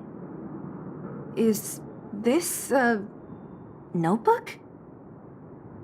It looks like a kid's handwriting and some scribbled art. Have a look. Mr. Luka. Hello. My name is Margie, and I'm from Multamerville too. I'm a big fan of yours. I've been sick since I was a baby, but I still dream of becoming a big star in the cage one day, just like you. It's a bit embarrassing, but I wanted my dad to give you this notebook. I wanted to tell you that you've inspired me to keep working hard and achieve my goal, even if it's hard to reach. When I become a fighter as awesome as you, I'm gonna do my best to help people in the underworld. I want to team up with my friends and help everyone together so they can smile again. I'll listen to their thanks and then yell out my winning slogan. The Multamerville warrior, the peerless upholding justice and peace once again. Then I want to chase away all the bad things hurting everyone. I'll go with my friends and clear out all the scary monsters. I'll make the underworld safe, and then yell out my other winning slogan. The Multamerville Warrior, the peerless Boulder Champion, defeater of evil throughout the world. Lastly, I want to make life better for the underworld. Mom said there's someone called Svarog who keeps stopping us from going back to the overworld. So I'm gonna challenge that big robot and show him what I can do as a champion fighter. But Svarog is too strong. We'll never win. My friends are gonna all want to back out when they hear about this. But I know I have to be an example for everyone. I need to stick my neck out and go challenge Svarog on my own. Bam! Crack! Boom! It's gonna be such an epic fight. And then we'll reach a draw, and neither of us will be able to win. But Svarog will acknowledge my strength and be willing to listen to the Underworlders. So, it'll be a happy ending. My friends will clap, and all the people suffering will be free. But all that is just my dream. I don't know how long it's gonna be till it becomes reality. I'm lying in bed sick right now. But as long as Mr. Luka is around, I won't be scared. I remember everything you said to encourage me. Before becoming a champion, I want to defeat this illness first. Then I need to learn how to stand, walk, and exercise again. Until I achieve all my dreams. I hope... no. I believe Mr. Luka will support me till the end. Right?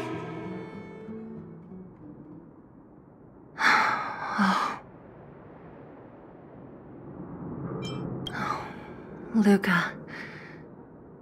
I think I get it now. Maybe we should forget about all this. What do you say? Maybe one day we can talk about it with him. But let's give him some time. Let's head back to town for today. Good night, Margie.